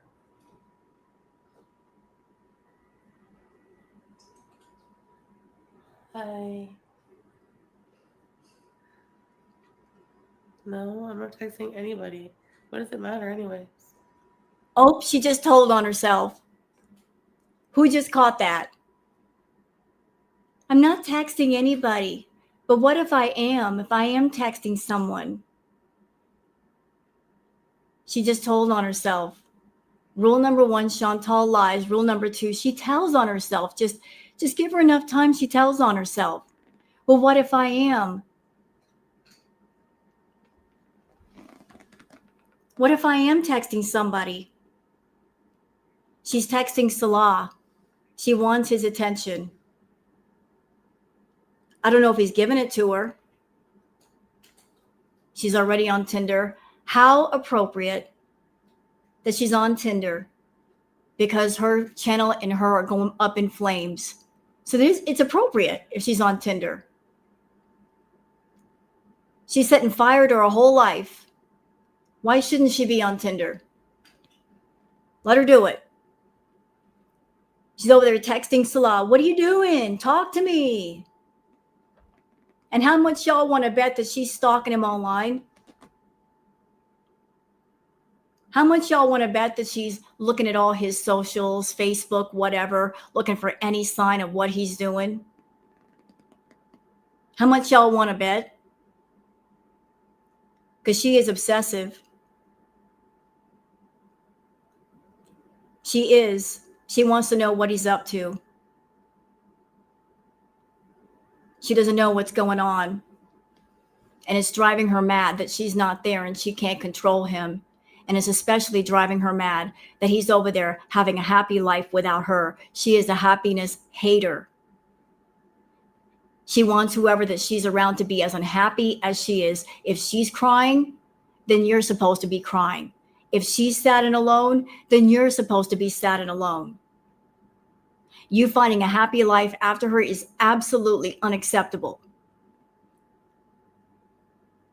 You're only allowed to be happy if she's happy, if she's moved on to the next. And right now she can't. So she wants Salah to be all alone, crying and sobbing without her, texting her saying, I'm by myself, Foodie, I miss you. I miss you so much. That's what she wants to hear. And she's not hearing it. And it's driving her insane to even think that he's got a life without her.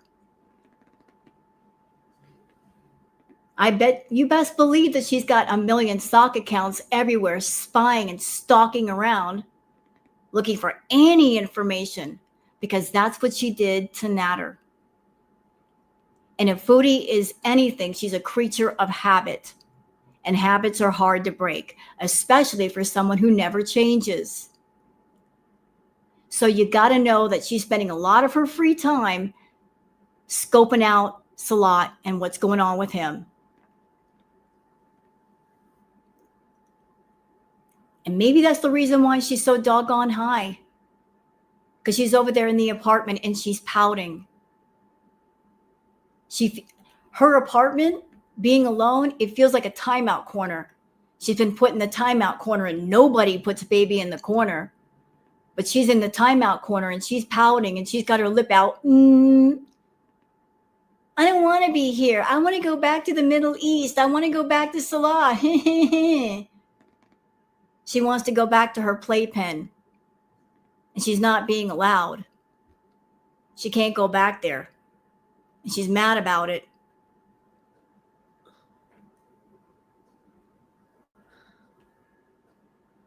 Why are people trying to control who I text?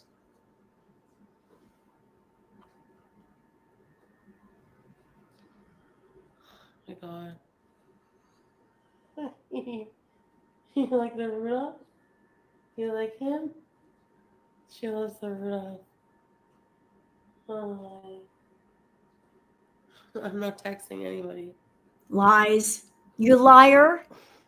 You lie. I'm just saying, if I was, who cares? Oh, there it is. Matter. Even if I was. I'm a fry right now, yeah. No, I'm just. If you weren't texting anybody, this is what you say. I am not texting Salah. Stop right there. I'm not texting him. We're done. I'm not texting him. Stop there. Say nothing else. You do not continue with, well, what if I was? What if? There is no if it's over. There's no fucking if. There's none. There's no if in that sentence. Just perma medicated. I'm trying to make it better.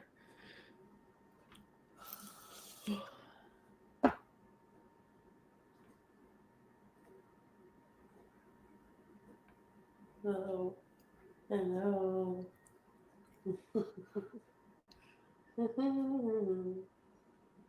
Isn't she so cute? And I agree with you, Brandy. Brandy says she really wants his attention right now. Oh, you're right. She does. But here's the thing. She's showing the worst of herself.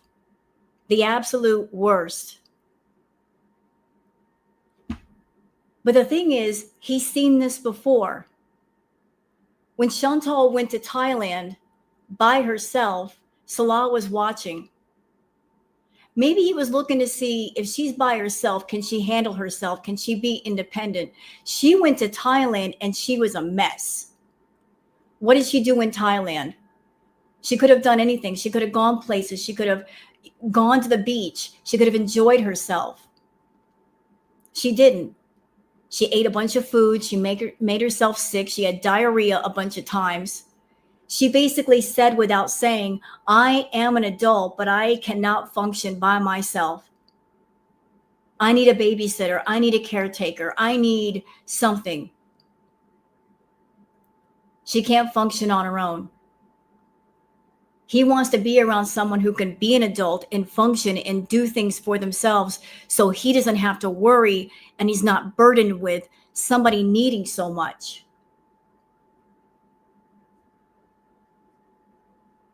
So here she is now, and she's not want to do a damn thing for herself, coming on camera, unbathed, filthy, high. If anything, this is probably reinforcing his thought of, I am so glad that she went back to Canada, or else I'd be dealing with more of this because it's never going to change. She wants to piss people off. True, she does. She does. But it's weird though. In the old days, FOODIE had a system. She would do a live stream or she would do a video and she would say kind of triggering things to kick the hornet's nest.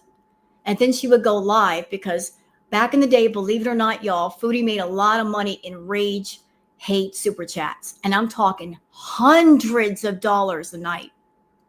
I was there and I saw it all. People would get so angry at FOODIE, they would send her money. They would send her the hate super chats.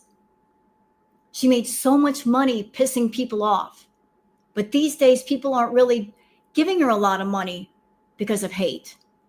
They're figuring out her system. Like, I know she's poking at me to get that money out of me, and I'm not going to bend to her will.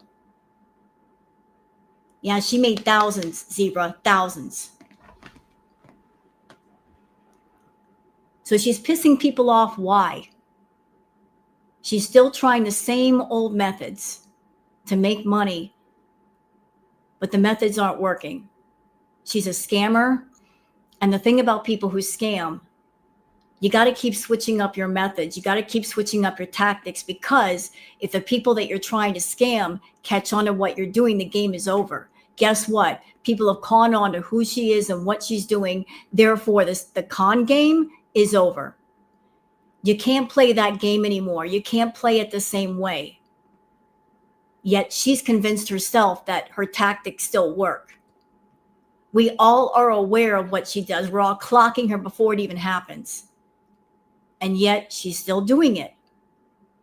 Let me poke at the community using an animal. Let me poke at the community, talk about things I'm doing to the animal.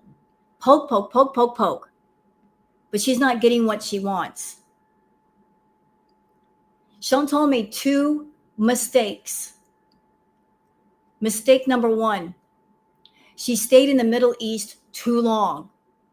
She thought that while she was over there, that she can come back to Canada anytime.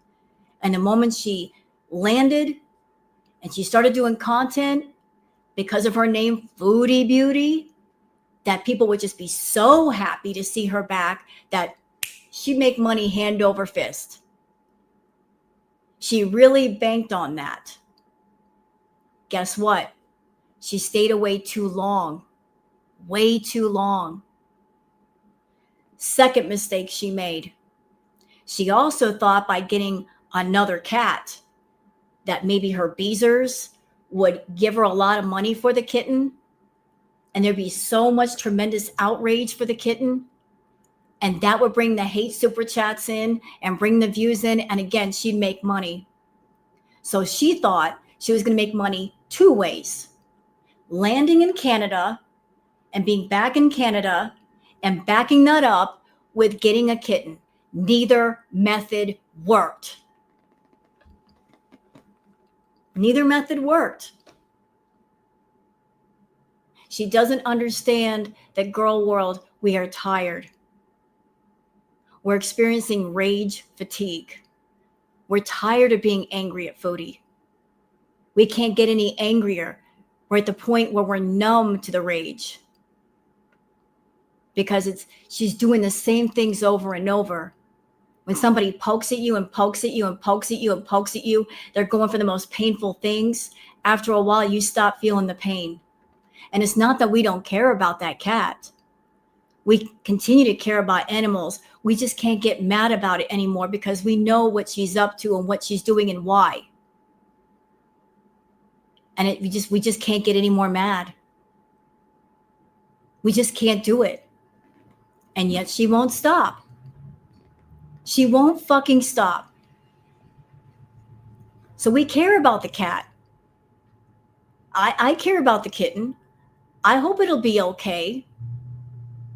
But I can't get any more mad. There's nothing I can do over here except pray for the kitten. I pray that it goes to somebody else. I pray that it goes to an owner that actually gives a shit. Because I know it won't be FOODIE. I pray that it goes to a better life. And it's all I can do. It's all I can do as a person. What else can I do? What can Girl World do? We're caring people that there's only so much we can do over here.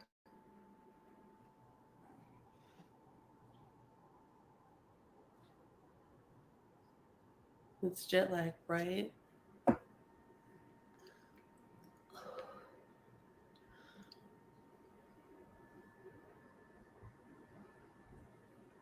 It's a gloomy, freezing day. Excuse me, but it is.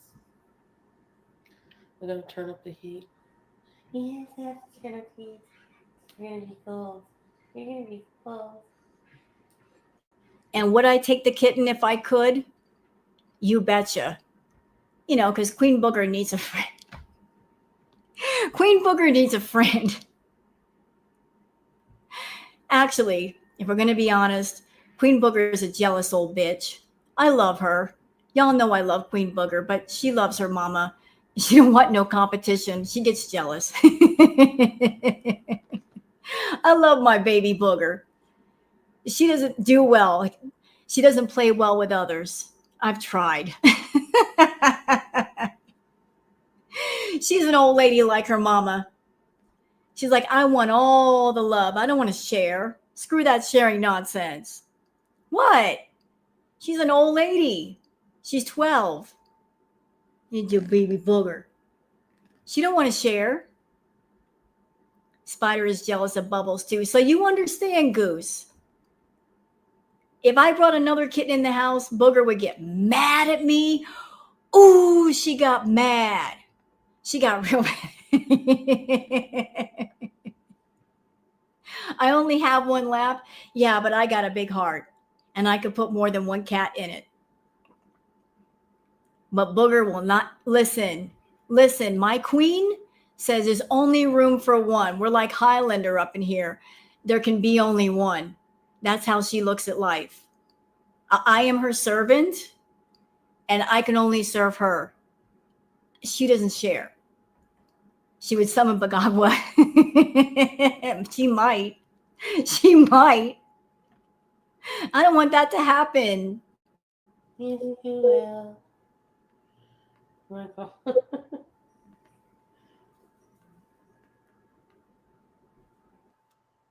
She's so cute. There's a lot of cat deflection going on right now. She's so cute. Yeah, we know. Why don't you take care of her, you beast? She's like a Sammy, Samantha. Sammy's? What?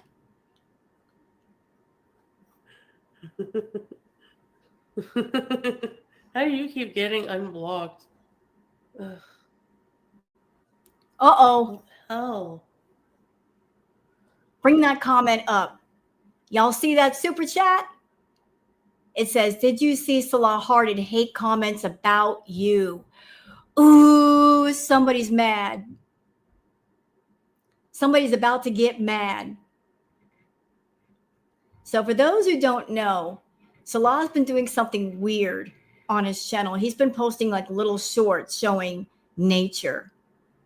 And people have been leaving comments on those shorts, supporting him getting away from Chantal and hoping he has a better life and getting away from her. And he's been hearting the comments.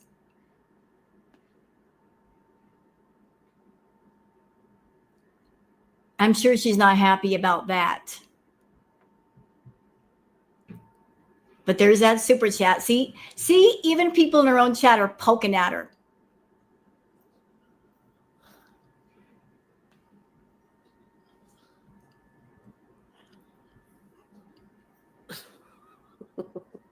Like, well, she's really too far. Hi.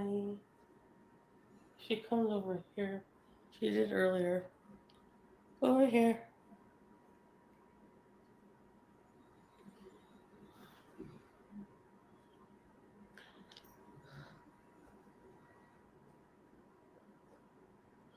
Teardrop. I was just thinking of you.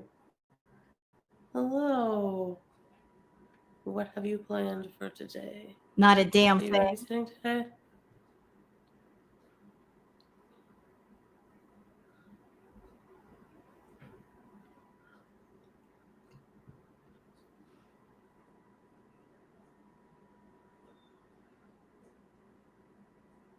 Hmm.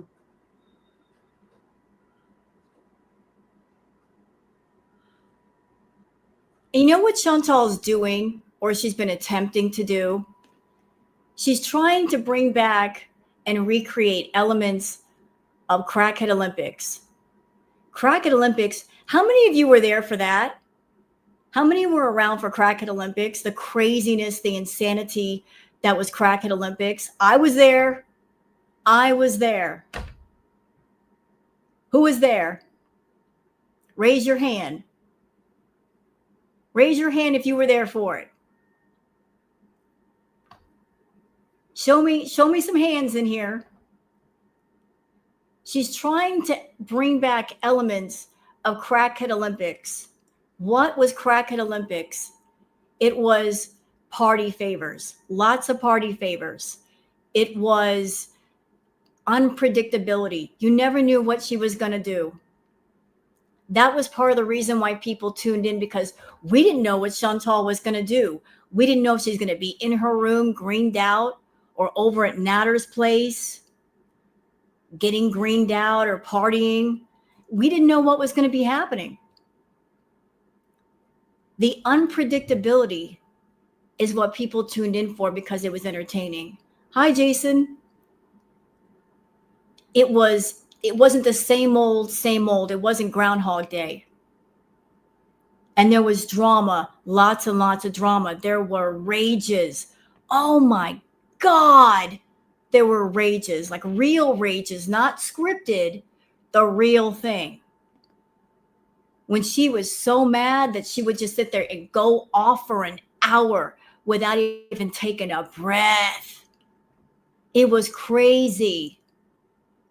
As a reactor, holy shit, it was a trial by fire. If you were a reactor to FOODIE, because I would get up in the morning and before I'm even up, she's live. I get up in the morning and there's already 2 lives to react to. Right from the jump, 8 o'clock in the morning, start your reactions. By the time you get through those 2, here come 2 more.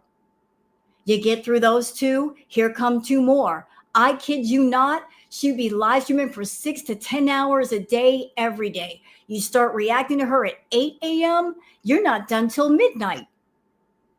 Maybe sometimes 1 in the morning. Because you never know. She might decide to come live at 1 a.m., 2 a.m. and have a rager. And the thing with Chantal, if she's having a rager, you better get it while it's there, because in the morning it won't be there. She'll dirty delete. We were playing tag with Foodie back in the day. We were playing chase and hide and seek with her ass. We got no sleep. We were tired. We were fucking tired.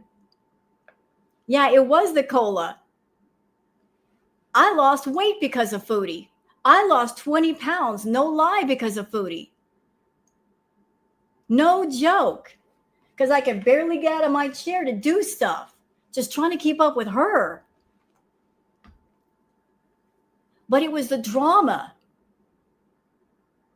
There was so much drama. It was unpredictable drama. It was insanity. Sometimes there were elements of fun. Sometimes there was goofiness.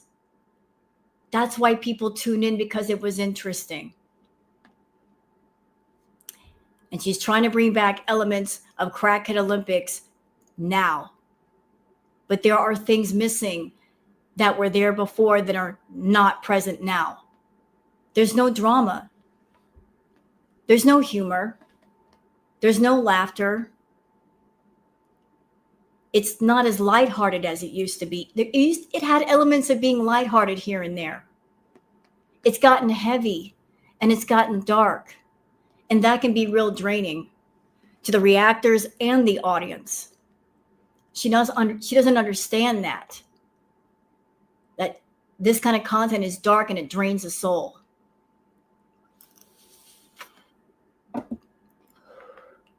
With Crackhead Olympics, it wasn't just her. There were other actors in the play, which made it interesting, which kind of bounced things around, bounced things up. She's trying to do it all herself, and she can't do it all herself because look at her. She's doped up. She's not doing anything. She doesn't want to do anything. She just wants to go down the tubes, and it's her channel. If she wants to, she can. But it's not going to hold interest for very long. And if that's what she wants, that's what she wants. But nobody should see this shit. She wants to get high, then she needs to do it off camera. And YouTube should do its job to kind of throw down the hammer at her and say, no, ma'am, you can do content here, just not this kind of content. We do not allow monetizing addiction. You can't show that. You can't make money off of that. If you try, there are consequences. Do anything you want, as long as it's within terms of service. If we reactors, we have to sit there and tiptoe around the terms of service. We got to use stupid code words. We can't curse. And if we do, we're going to get penalized. And surely something's got to happen to Chantal, right? We're not coming on camera high. So why is she being allowed to? All right, Goose Chuck, thanks for coming in.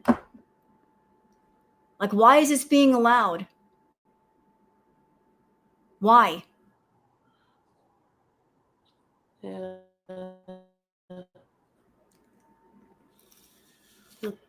Yes, I summoned Teardrop.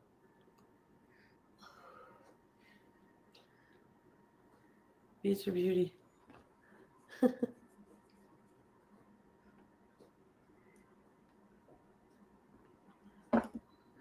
Hey, Allie. Did you want me to increase my speed of speech? Like, I gotta increase the heat skills. Wait a minute. She's like, what do you want me to do? Increase my speed of speech? And she's actually reaching towards her phone like the... She's reaching towards her phone, towards the settings. like turning the settings up, like that's going to make her speak faster.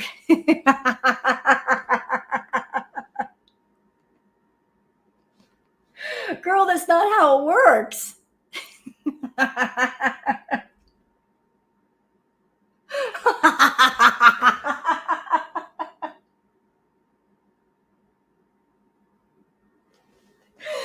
Oh my God, she's so high.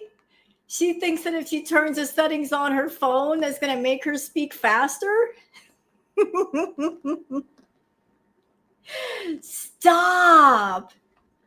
Stop. Oh, I was going to speak faster, but then I got high.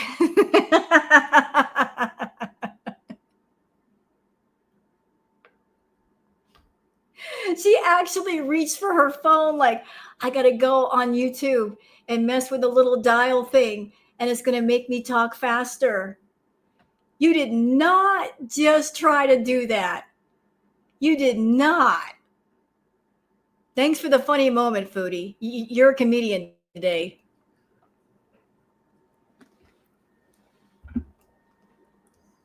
Hey, what you?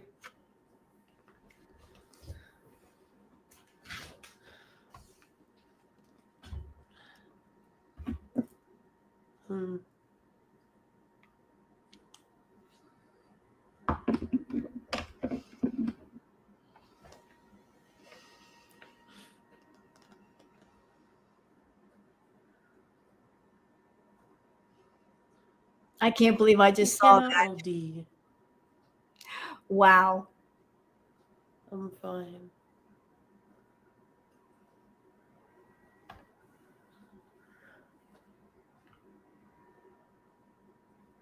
I forget what my Instagram is. Foodie Beauty OG.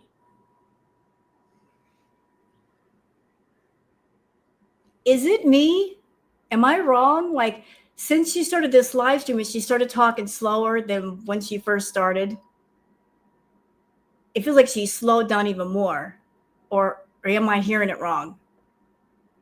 I swear that she slowed down even more than when she first started. Like, she started out talking slow and now she's talking slower. I don't know what she's taking, but it must be kicking in right about now. Well, where are we at on this live stream? Okay, yep. The timing is just about right. We're at 29 minutes and 34 seconds. So if she took something, it'd be kicking in right about now.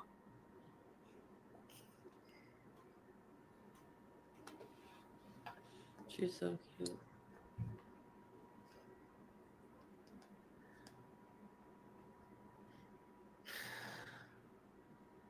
She looks like she should cost a lot of money, but she didn't, you know. Hey everyone. Do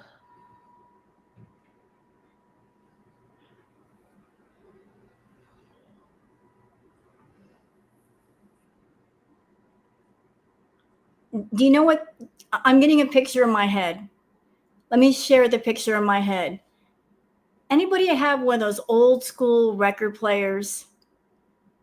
You put a record on the record player and you don't necessarily turn it on. You just take your finger and you press it to the record and like you just turn it around slowly on the dial thing. You just use your finger and like pull around slowly and then you can hear the sound, but it's kind of distorted. That's the same vibe I'm getting with Foodie. Like somebody putting a record on a record player and they're playing it on the wrong speed, or they're taking their finger and like just manually pulling the record around and it's not playing at the right speed. It's like really, really slowed down. I think we've all done that at one time, Linda. It's like, what does this do? Let me just give it a try.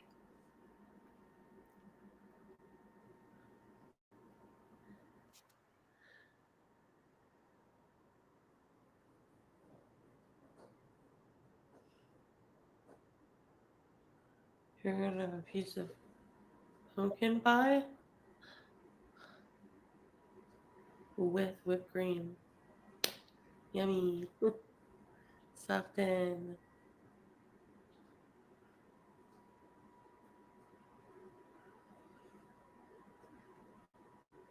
I have a question. Patricia Ingles says you have two lives going on at once. Do I have two lives going on at once? That's odd. I'm streaming through StreamYard, and StreamYard connects to my YouTube.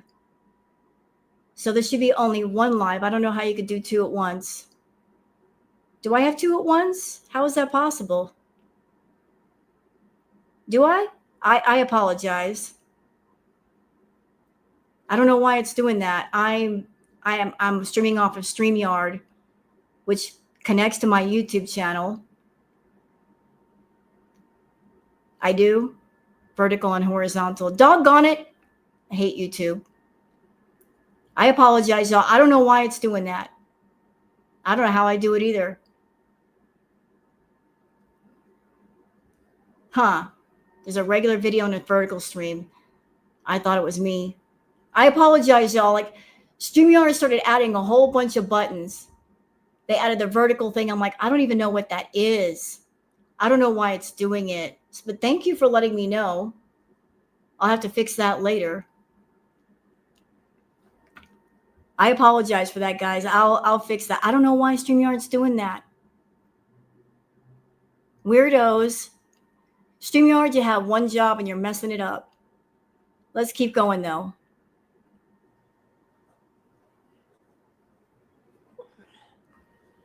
Yeah, I'm okay. I'm just, getting used to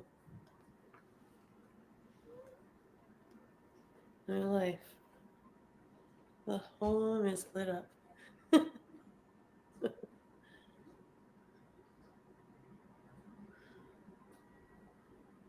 haven't had any pumpkin pie yet.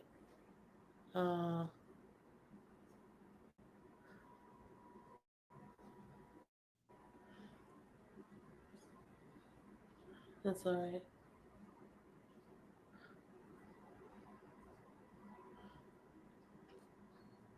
So boring.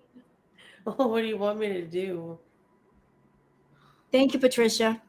Like,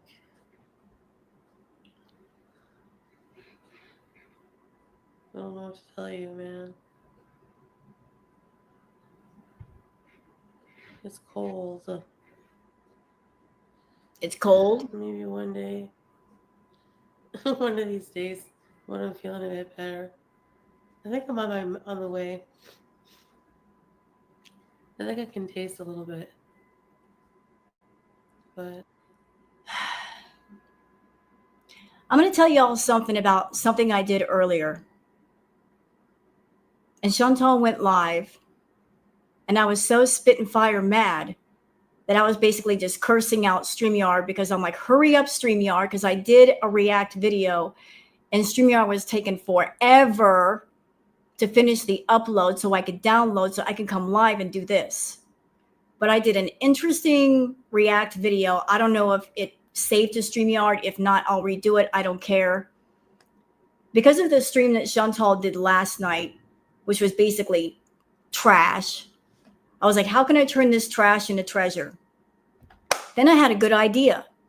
I was like, you know what? It would be interesting if I did like a hybrid baby type situation with doing a react partially to her one live, the current live last night, and a retro react.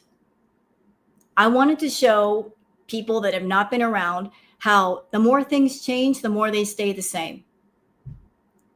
So I showed her current live stream, a little bit of that, not too much. And then I put other clips connected to that to show that she doesn't change.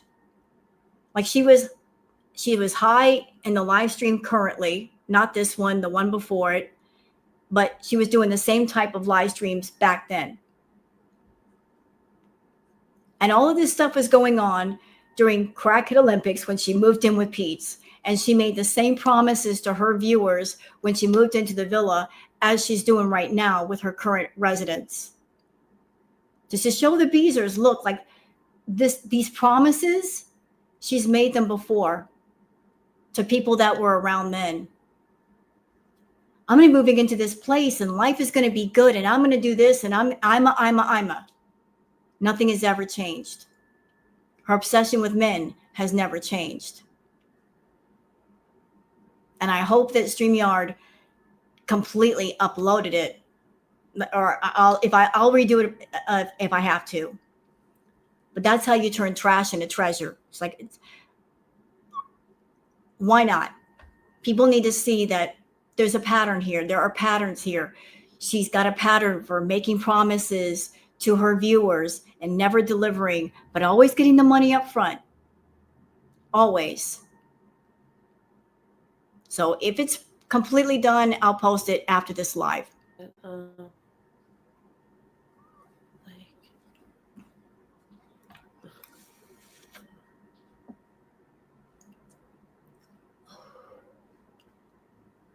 There's transition periods in life, you know?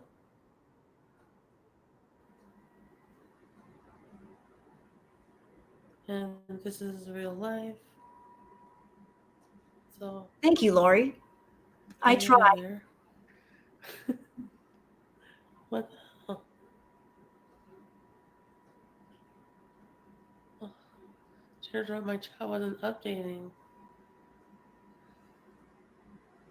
Just to let know how depressed I am. Yeah. You know what? Let me do something for y'all. Give me just a second. I'm doing something for y'all. There we go. Why didn't I do that to begin with? I just blew up her chat so you guys can see what the beezers are saying. That's better. I got bad eyes. And I'm like, what are they saying? I can't read. Me and my reader glasses. Go ahead, Foodie. But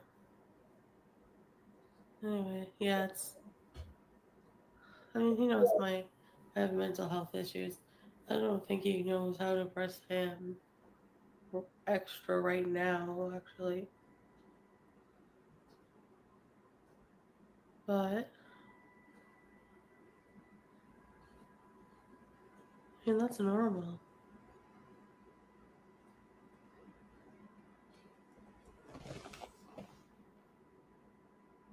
She's sad fishing. She's actually sad fishing. My mentals, my feelings feel bad for me. I'm going through a hard time right now, everybody. And Chantal, don't think for a minute that I don't know what you're doing. Because I've been here before with you. You're very manipulative, not just with the things you say, but the things you do. When Chantal wants to come on camera and look extra pathetic and vulnerable, she will make sure to come on camera unbathed, no makeup, extra sad, perhaps even crying. This is her sad fishing. Feel bad for me, y'all. Feel bad for me and send me money because I'm not feeling well. Open up your purses and your wallets and give me money.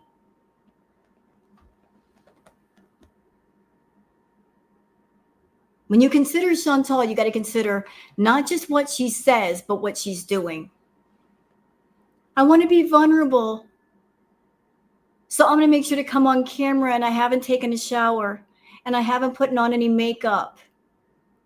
I'm going to look extra sad. People feel sad for me. I have a cold.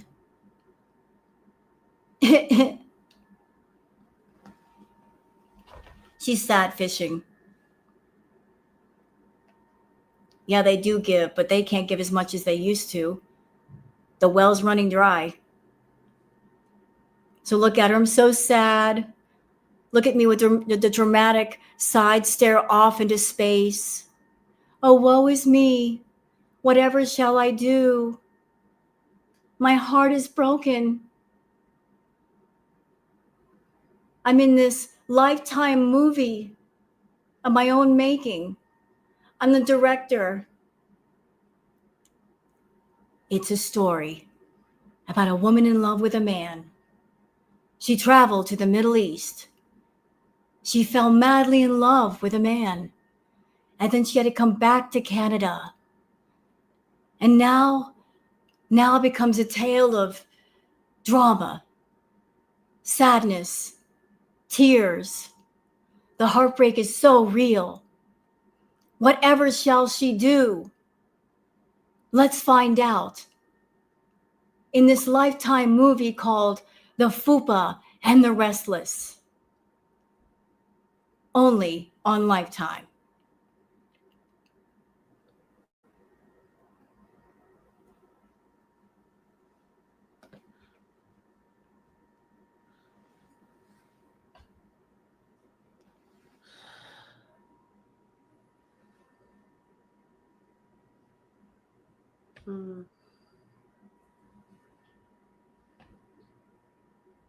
Hey, Tammy.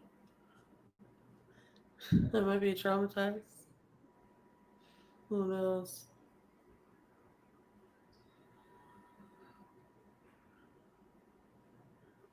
I don't really want to talk about him at all.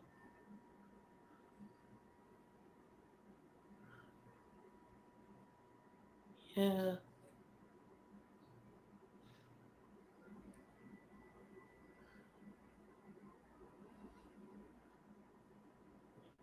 Yeah, I'm able to read the chat. Hi. You're pretty good. Look at her zoning out. Hi. Looking over at the cat. Hi. Cat don't care about you. Leave it alone. Look at your chat. Hello, McFly. The chat is in front of you. Lots of people. They came to your chat to talk to you. Why aren't you talking to them? They're the ones that are giving you money or could potentially give you money. Why aren't you paying attention to your paying customers? Bad customer service. Boo. Throw the tomatoes. Why aren't you paying attention to the people that could potentially give you money? Or is it because they already gave you money and they're just about out now, and so therefore they don't get your attention? Got it.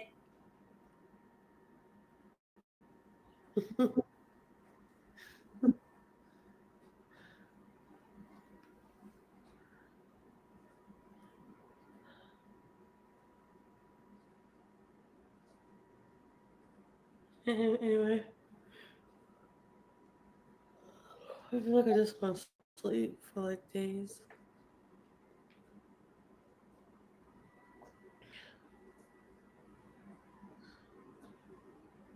Shelly.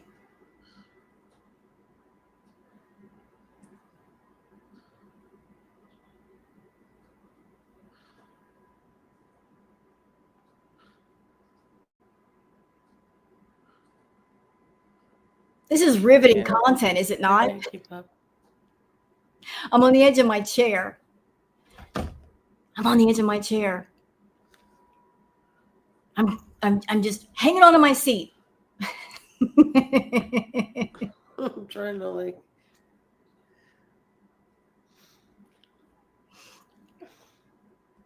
Hello, my dear. They're so cute. Oh my goodness. Hi, Carefree. Thank you. Mukbang, yeah. I'm not slurring. Here you are. I'm tired. I haven't eaten anything either. And I'm losing my voice a bit. Wah, wah. Somebody get on the phone and call Chantal a ambulance. We got a patient here who needs to be picked up. We need a ambulance. And somebody call Postmates and have some cheese delivered for all that wine. She's got entirely too much wine and not enough cheese. Whining. I'm so tired. I'm so tired. I'm tired of you. And I'm tired of you coming on YouTube. Hi, cut it out. Can you please cut it out? This is bullshit. You want to get high, stay off camera. You're sick, go to bed. Stay in bed for a couple of days. You're on YouTube. You can take a couple of days off, get yourself well, take a shower, get something to eat, and actually come on camera and talk to people and pay fucking attention. You don't even do that. You're not even doing that. All these people that are paying the membership, all the people that have given you money, all they want is conversation and great content. That's all they are asking. That's all they want. And I would think that people who are completely 100% funding your life, Chantal, they're paying your rent, they're paying your bills, they're buying your food. Because of them, you got to go to places in the world that other people could only dream of going. For the last decade, they've supported you. For all of that, all they're asking is conversation and great content. That's not hard. To make a few videos or do a few live streams where you sit down and you provide interesting content. Why can't you do that? Why haven't you do that?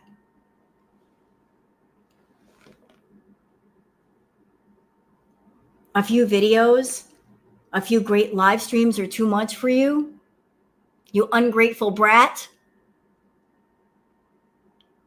Your problem is you do not appreciate what you have. You don't look at YouTube and your time on YouTube with a sense of gratitude. Thank you, Joss. A lot of other people would say, I am blessed. I just happened to get on YouTube at just the right time. And I built my channel up. And I'm at a point now where I don't have to worry about getting the bills paid. I don't have to worry about getting groceries. A lot of other people in the world right now are suffering. A lot of people have lost their jobs, had their hours cut. They have to worry about buying groceries. They are splitting pennies to pay the bills. And you have been blessed, Chantal. You got blessed long ago. And you've still been blessed. Because if it wasn't for YouTube, where the hell would you be? What would you do? You aren't blessed that you're not having to suffer like that or worry like that. All by the grace of other people, all by the grace of YouTube and Google AdSense.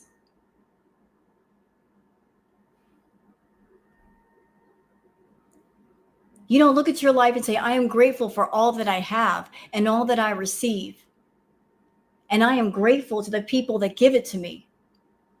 You take those people for granted. You take YouTube for granted when you shouldn't. And you're over there saying, I have nothing. I disagree. I really disagree. I think you have more than enough to do what you need to do. It's just that you don't want to do it. You're looking at it all wrong. You're looking at it from an ungrateful brat perspective. To change your life, you got to change your mind. You're not willing to change your mind. You take for granted what the universe gives you, what people give you. You know what the irony of this whole situation is, chat? I remember back during Crackhead Olympics, during the infamous Cuba rages, that FOODIE, she was in Cuba and she was making a lot of money. Ooh, she was making a lot of money. And she went to Cuba and she was complaining about the money. This was back when she was making $20,000, $30,000 a month. And she said over and over again, I have so much money. I hate money. You know what? The universe heard her and said, oh yeah, you hate money? Well, let's just fix that. You're unhappy with money? Let's just fix that situation. And the money went. So she wasn't happy with a lot of money. And she was unhappy. She's unhappy being broke. So where exactly is her her middle ground. I don't think there is one. She's not happy being alone. She's not happy when she's with somebody. She wasn't happy in the Middle East. She wasn't happy in Thailand. She wasn't happy in Cuba. She's not happy with her roommate, but she doesn't want to be alone. She's not happy with her cats, so she got rid of them. What exactly makes Chantal happy? What exactly makes her happy? I don't think she even knows.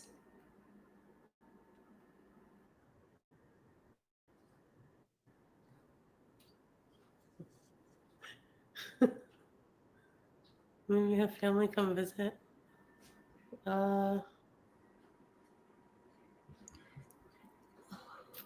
Maybe at some point.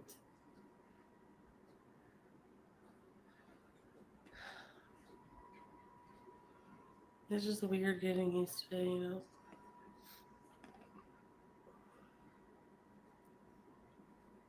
know. Whatever.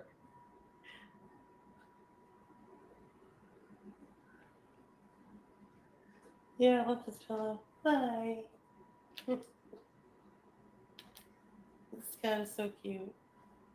More cat distraction. Look over here. Don't look over there.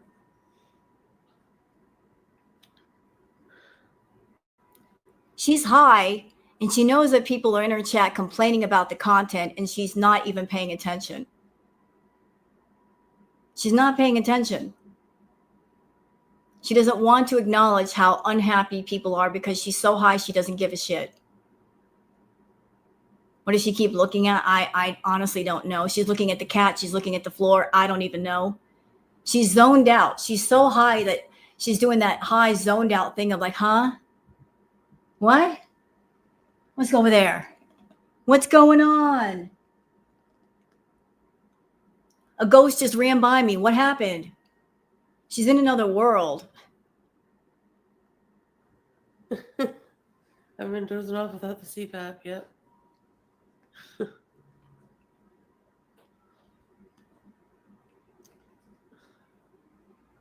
Okay, maybe it's annoying for you to watch, but for me, I feel like I'm medicated because like I don't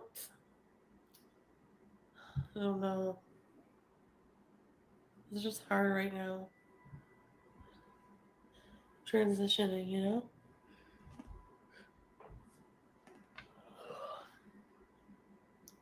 Always she's going to come up with an excuse.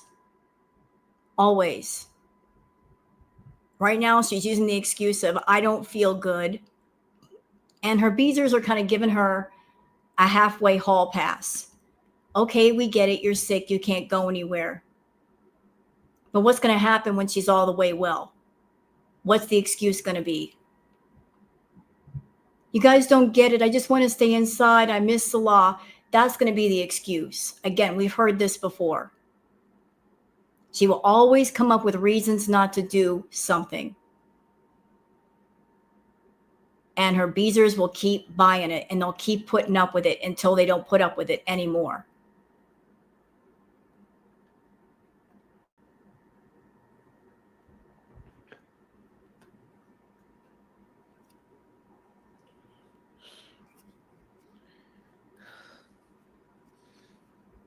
Oh, you still can't read the chat? Here, let me fix that. I thought I blew it up. Hold on. I blew it up. It's like 175%. Oh, uh-oh. No, can't do that. If I blow it up anymore, the chat won't be there. Oh, sorry. I was trying to make it bigger. My bad. I was trying to be Miss Helpful over here. That did not work.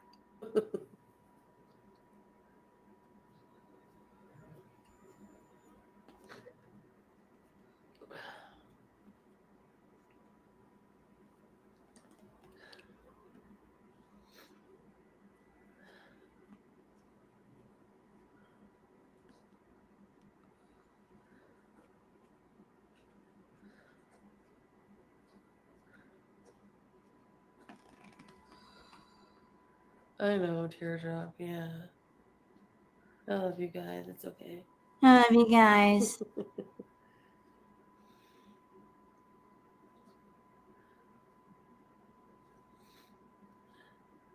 Does she though? Does she care about her supporters? Does she care about her subscribers?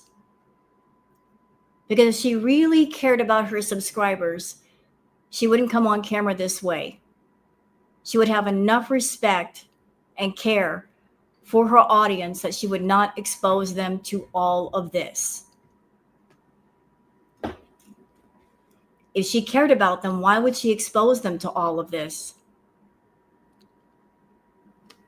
Why would she want them to see her this way? Why would she want them to be concerned and sad and stressed out?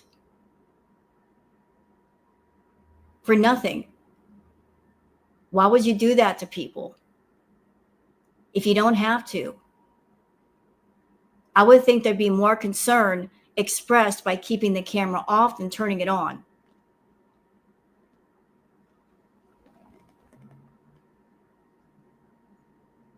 I don't see how that's expressing concern.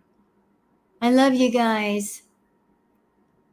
Then why are you on camera being high?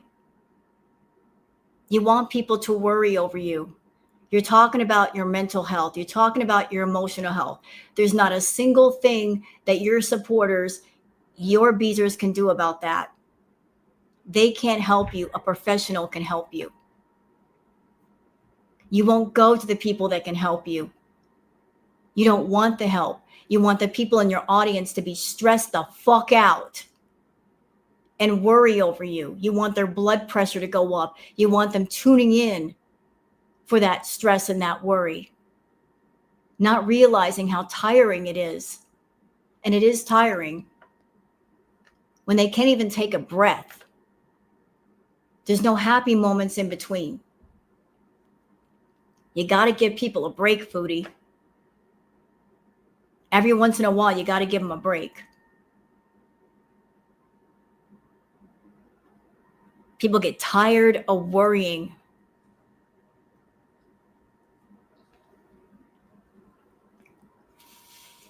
Oh my gosh, she's so cute. He's so cute. And another thing, Foodie's a narcissist. Let me tell y'all something about narcissists. You probably already know this yourself. Maybe you've had somebody in your life who is a narc. Narcs don't care about people. They care about themselves. A narc is someone that will walk up to you. They'll walk up to you. They will size you up. They'll figure you out. They'll ask you questions. They'll figure out how useful you might be to them, what resources you might have, if you're connected to some kind of social circle they want to be a part of, if you've got money. They'll take notes mentally of what you can do for them, how useful you can be to them. And depending on how useful you are or how valuable you are, based on their needs, that's where they put you on the ladder of priority. When they need you, and only when they need you, do they care about you. When they have a need, then they care about you. But the moment they don't need you, well, you're not going to get a phone call. You're not going to get an email. No dropping by your house, no coffee visits, no nothing. They'll ghost you. They won't call. They won't make contact. They'll expect you to chase them down. And that's how Foodie operates. When she needs someone, she'll love bomb people or a person. She'll be around. But the moment there's no more need, she don't care. She really don't care. You are of no importance. None at all. None. So right now she needs her beezers. She's all alone. She's using them to fill up the time of her loneliness.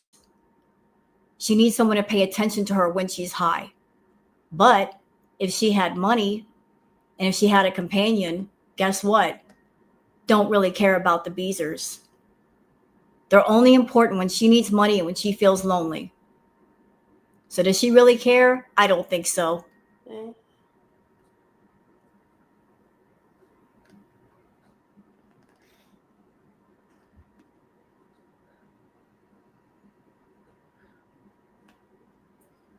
Yeah, witchy. Well,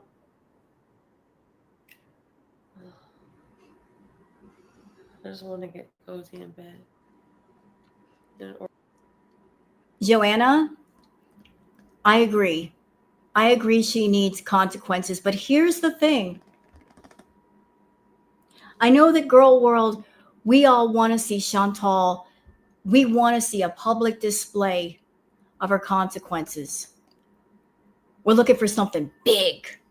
We want that big, boom, knockout punch. But sometimes karma don't work like that. The thing is, karma's been at the party the whole time. It's been working on her slowly, behind the scenes. I've known this for a while. Karma has been at the party, sitting in the corner, back in a chair, in the shadows, on its phone. And Justice has been sitting in another chair across the other side of the room. And they've been watching Chantal. And they've been texting back and forth. Justice has been saying, "Are you seeing this shit? Are you seeing it? Look at what she's doing. Look what she's saying. Are you seeing this?" And Karma has been saying, "Yeah, I know. I know. I'm taking notes. I'm putting it in a spreadsheet. I'm taking notes. I'm adding it all up. I'm adding it to the bill. Don't worry. I'm on top of this."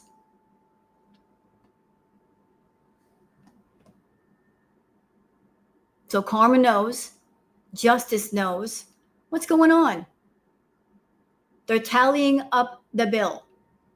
It's getting bigger. Everything that FOODIE says, everything that FOODIE does that is hurtful is getting added to the bill, and she's got to pay. So it's been slow. It's been real slow, but it's been here. How did it start and when did it start? I feel it started all the way back during Crackhead Olympics. She got high on her horse. She worships at the altar of money. Notice that the money started to go away slowly. The views started to go away slowly. She went to the Middle East. It just got worse and worse and worse. It's been getting worse since then.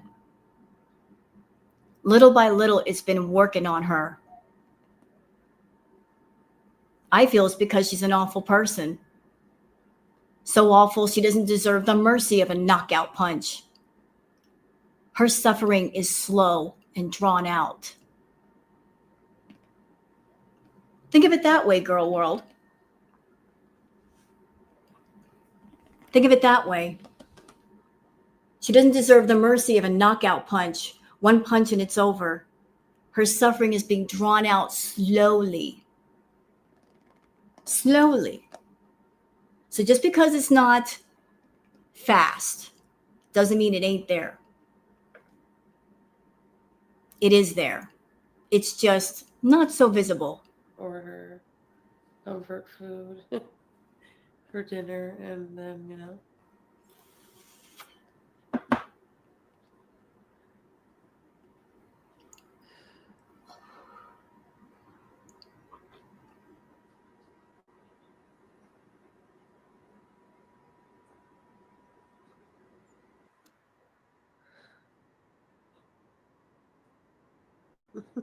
no strawberries. It's fine. You can green out.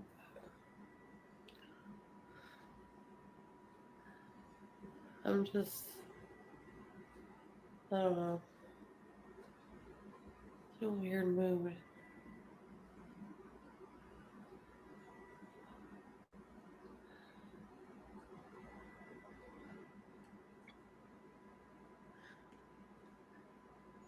No.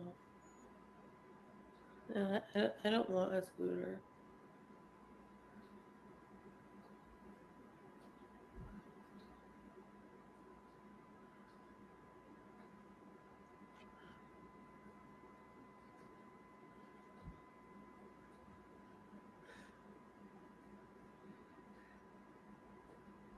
Um, okay, what's your recommendation? Teared up.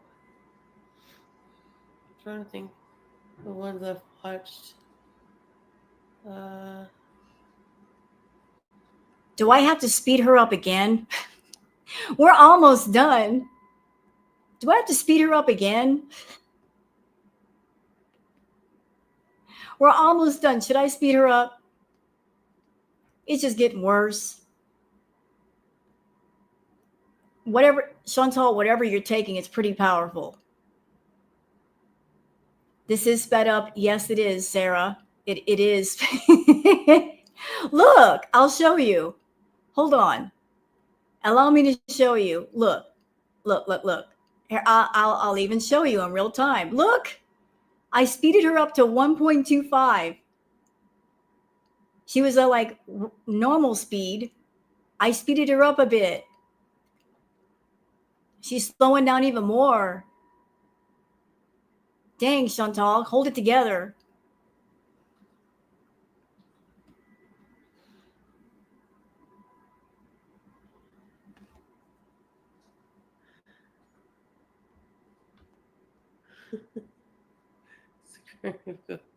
Okay, I believe there's some confusion in my chat. Let me clear it up. Hold on, hold on.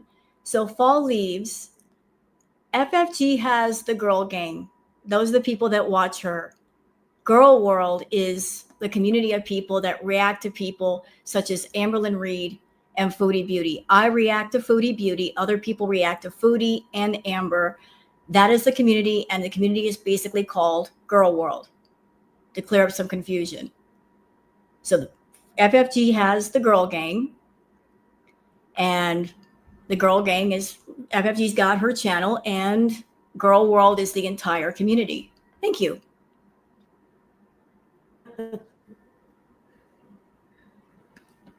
I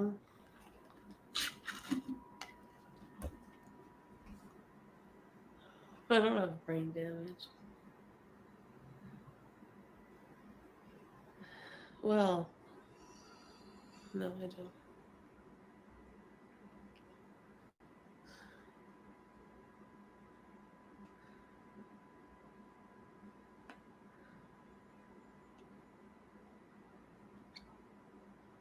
Spirit it away.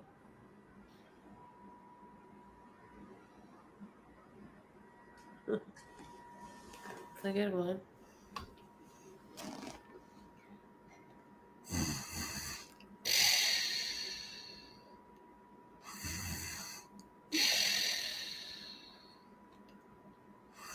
I'm cold. I'm gonna take a little nap. The Frankenstein.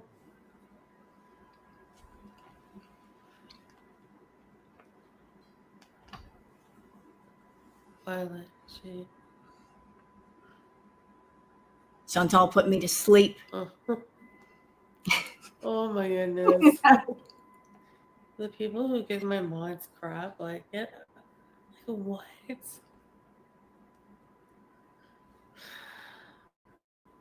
You know, I'm sitting here thinking about something.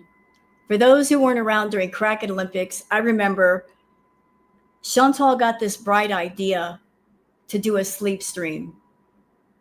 Somebody gave her the idea that she could go on Twitch and do a sleep stream. I feel she got the idea from a Twitch streamer by the name of Ice Poseidon, because Ice Poseidon did a stream where he was attempting to go to sleep. He had his camera on. He set things in motion, though, for it to be interactive, where people could pay a certain amount of money and play song bits or voices or whatnot and wake him up. And he made about $6,000 because of that, because it was like a trolling, interactive sleep stream. Chantal heard, oh, I can make money while sleeping. Well, I'm all for that.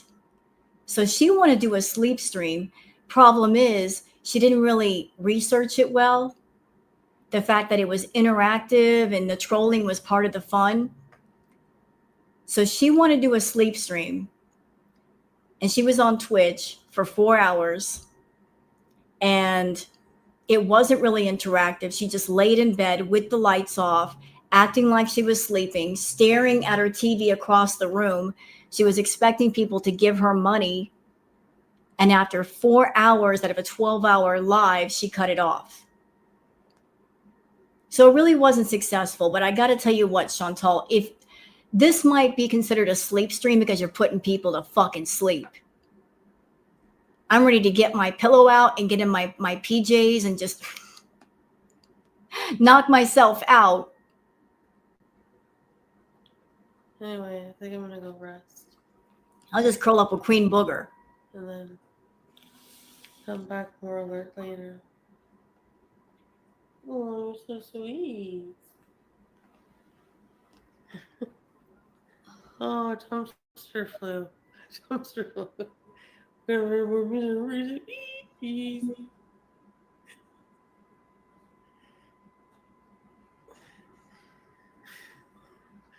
Dumpster flu.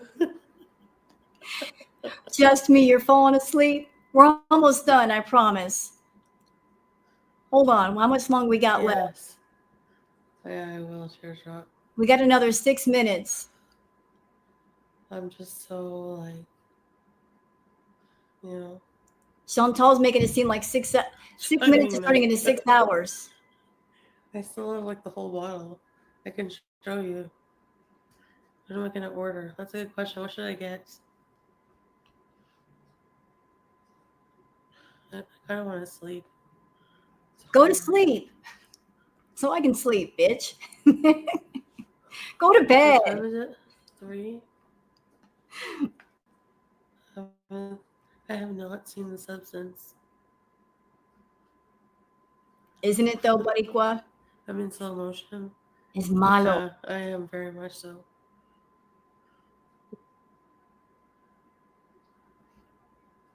Yeah, I'm just like, there's like too many comments.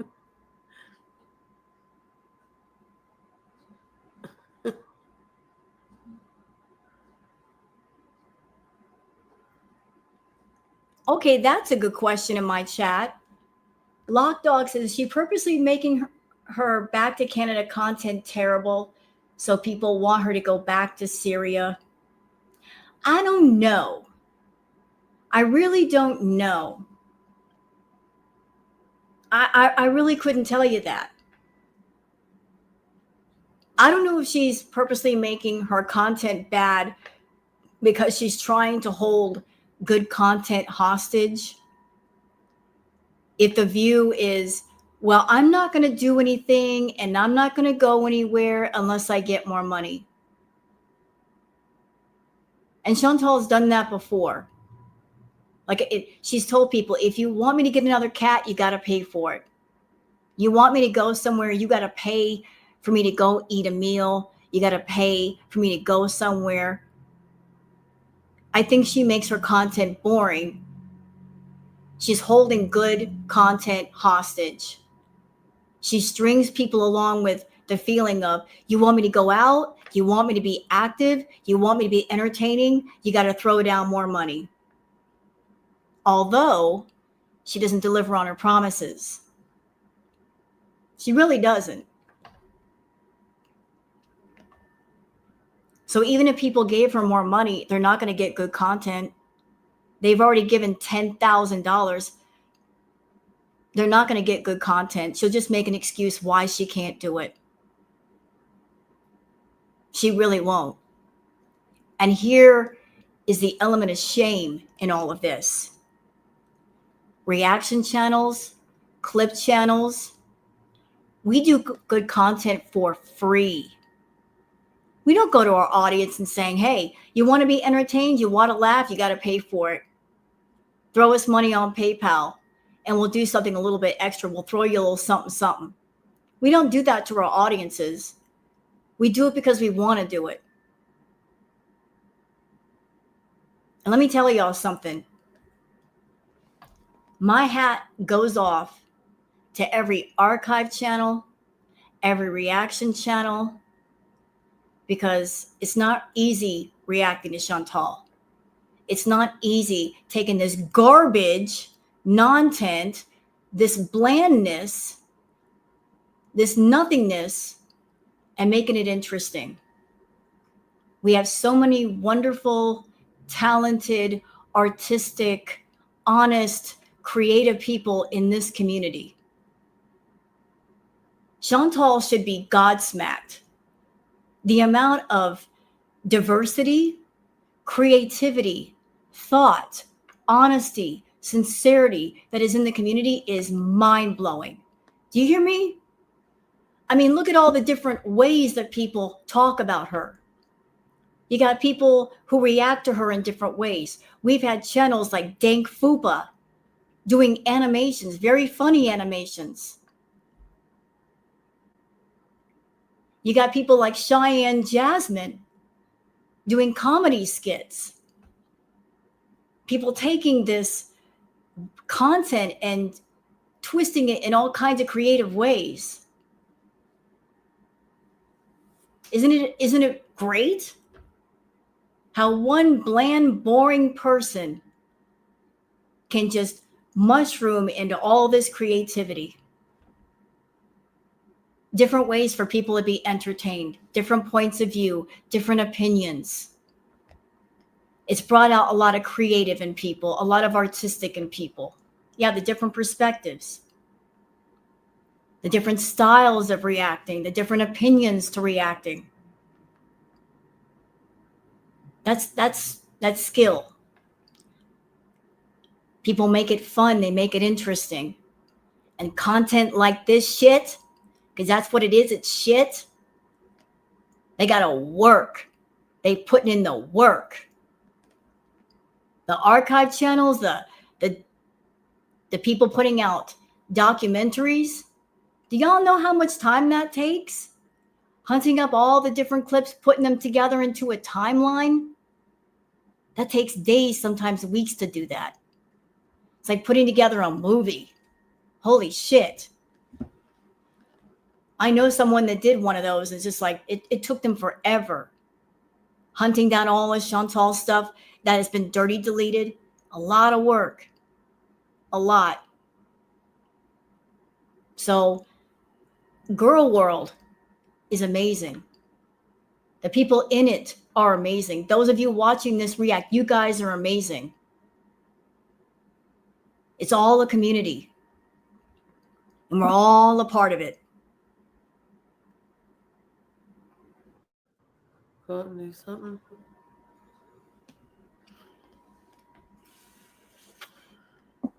Oh yeah, the new dill pickle. The new dill pickle menu from McDonald's. I want to try that. But I think I'm gonna relax instead right now.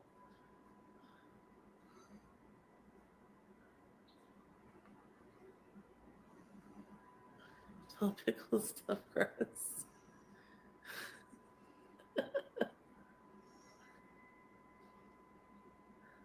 You know, this video is almost over. Can I say something before it's over? I appreciate you guys being here. I appreciate you guys on my channel. You've subbed up. The channel's been growing. I appreciate you guys giving the views. But even as someone that I'm a reactor and I put out these reacts, considering the fact that Chantal's content is getting darker, even as a reactor putting out content, I know there can be a lot. It is a lot, and it's getting darker, and it's getting more disturbing.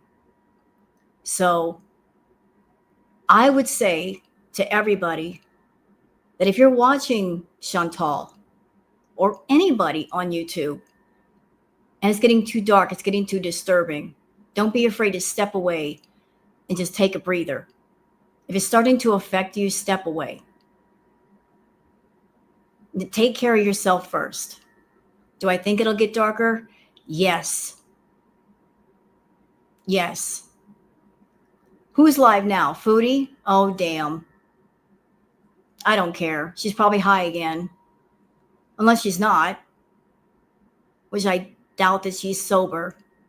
Ugh. Ugh. No. Fuck off, Foodie.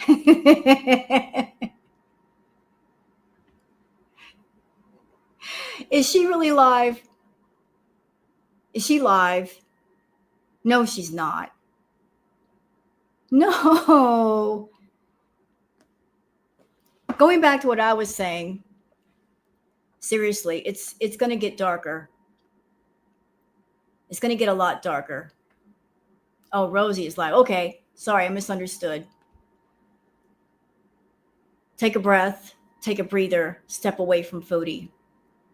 If you're like at a point where you're like, I'm done, I can't do this, it's too dark, I don't want to go any further, I've gone down the hole and it's dark enough, I don't want to go down deeper, make that decision for yourselves.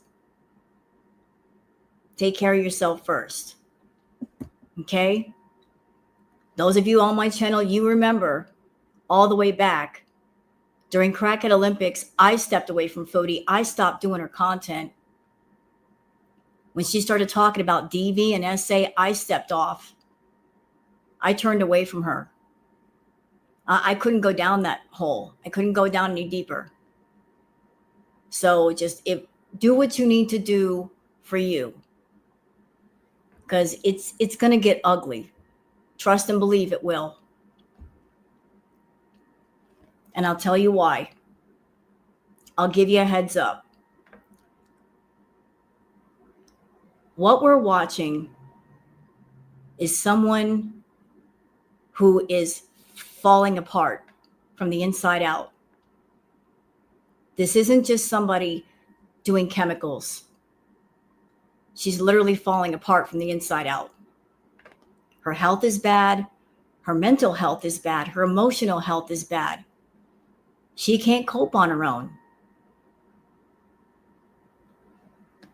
Yes, I know that, Marina. And that's why I'm saying it's going to get worse before it gets better. So it might get darker. It might get more disturbing. Yeah, I agree, Locke. I don't know what direction it's going to go. I don't know how long it's going to take. But I'm giving you guys a heads up. This part of the Foodie Beauty story is going to be different than any other. Crackhead Olympics was all about drama and party favors and back and forth fighting. This one is going to be all about erosion of the soul. It's not going to be pretty. It's not. It won't be funny at all. And it's going to be disturbing. So just giving you a heads up about that. I already feel it coming. Yeah.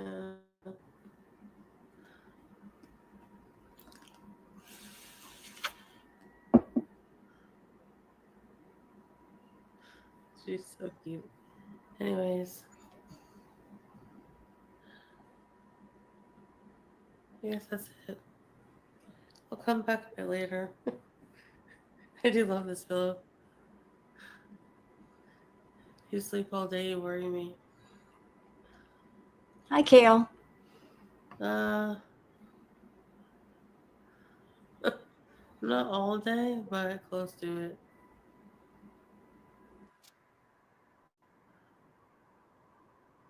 Yeah. Miss you too.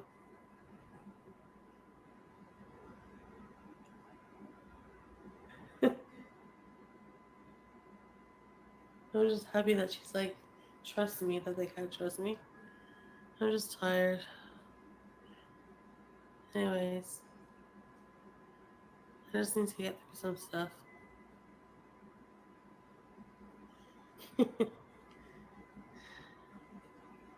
Alright. If I get a pizza, I will come back, okay? Strawberries. Look at her. She can't even talk. She can't even freaking talk.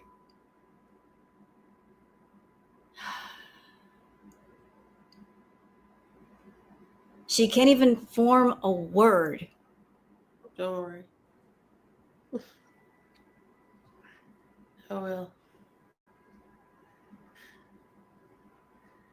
Bye for now. So that's it, y'all. That was the live stream. That was it. And as bad as it was, y'all ain't seen nothing yet. This is just the beginning. This is just the beginning. Y'all think it's bad now. Wait. Just wait. Y'all ain't ready for what's coming. It's going to be bad. Real bad. And I'll be here reacting to Chantal as I do. And I normally don't do lives, but I had a lot of things that I had on my chest. You guys heard what I said. I don't want to see her come on camera this way. She shouldn't showcase her being high. She shouldn't monetize being high. She shouldn't be broadcasting this out to other people. And YouTube shouldn't be allowing her to be high. But it's really up to YouTube to turn the faucet of money off. If she's going to do it, she needs to do it privately. We don't need to witness this. This doesn't need to be a spectacle. This is not a three-ring circus. Nobody wants to see this. This is not entertainment. But YouTube is at the heart of it. They got to do something. It's their decision. I'm just here to report on the news. And I've said my piece about her addiction content. So hope y'all understand. So I want to thank everybody for coming in. It's been a long live, but I had a lot to say and it took this long to say it. So I hope you guys enjoyed. I thank you so much for coming in and being part of this live. And I hope you enjoyed Spicy Rose being all the way out. I let her out of the closet. She was banging on the door saying, "Let me out. Either let me out or I'm coming out anyway. I will bust the door down." So I let her out. And here she was. Hope y'all liked her. She's happy now. Thank you. I'm going back in. All right. Bye, everybody. Have a good night. Bye.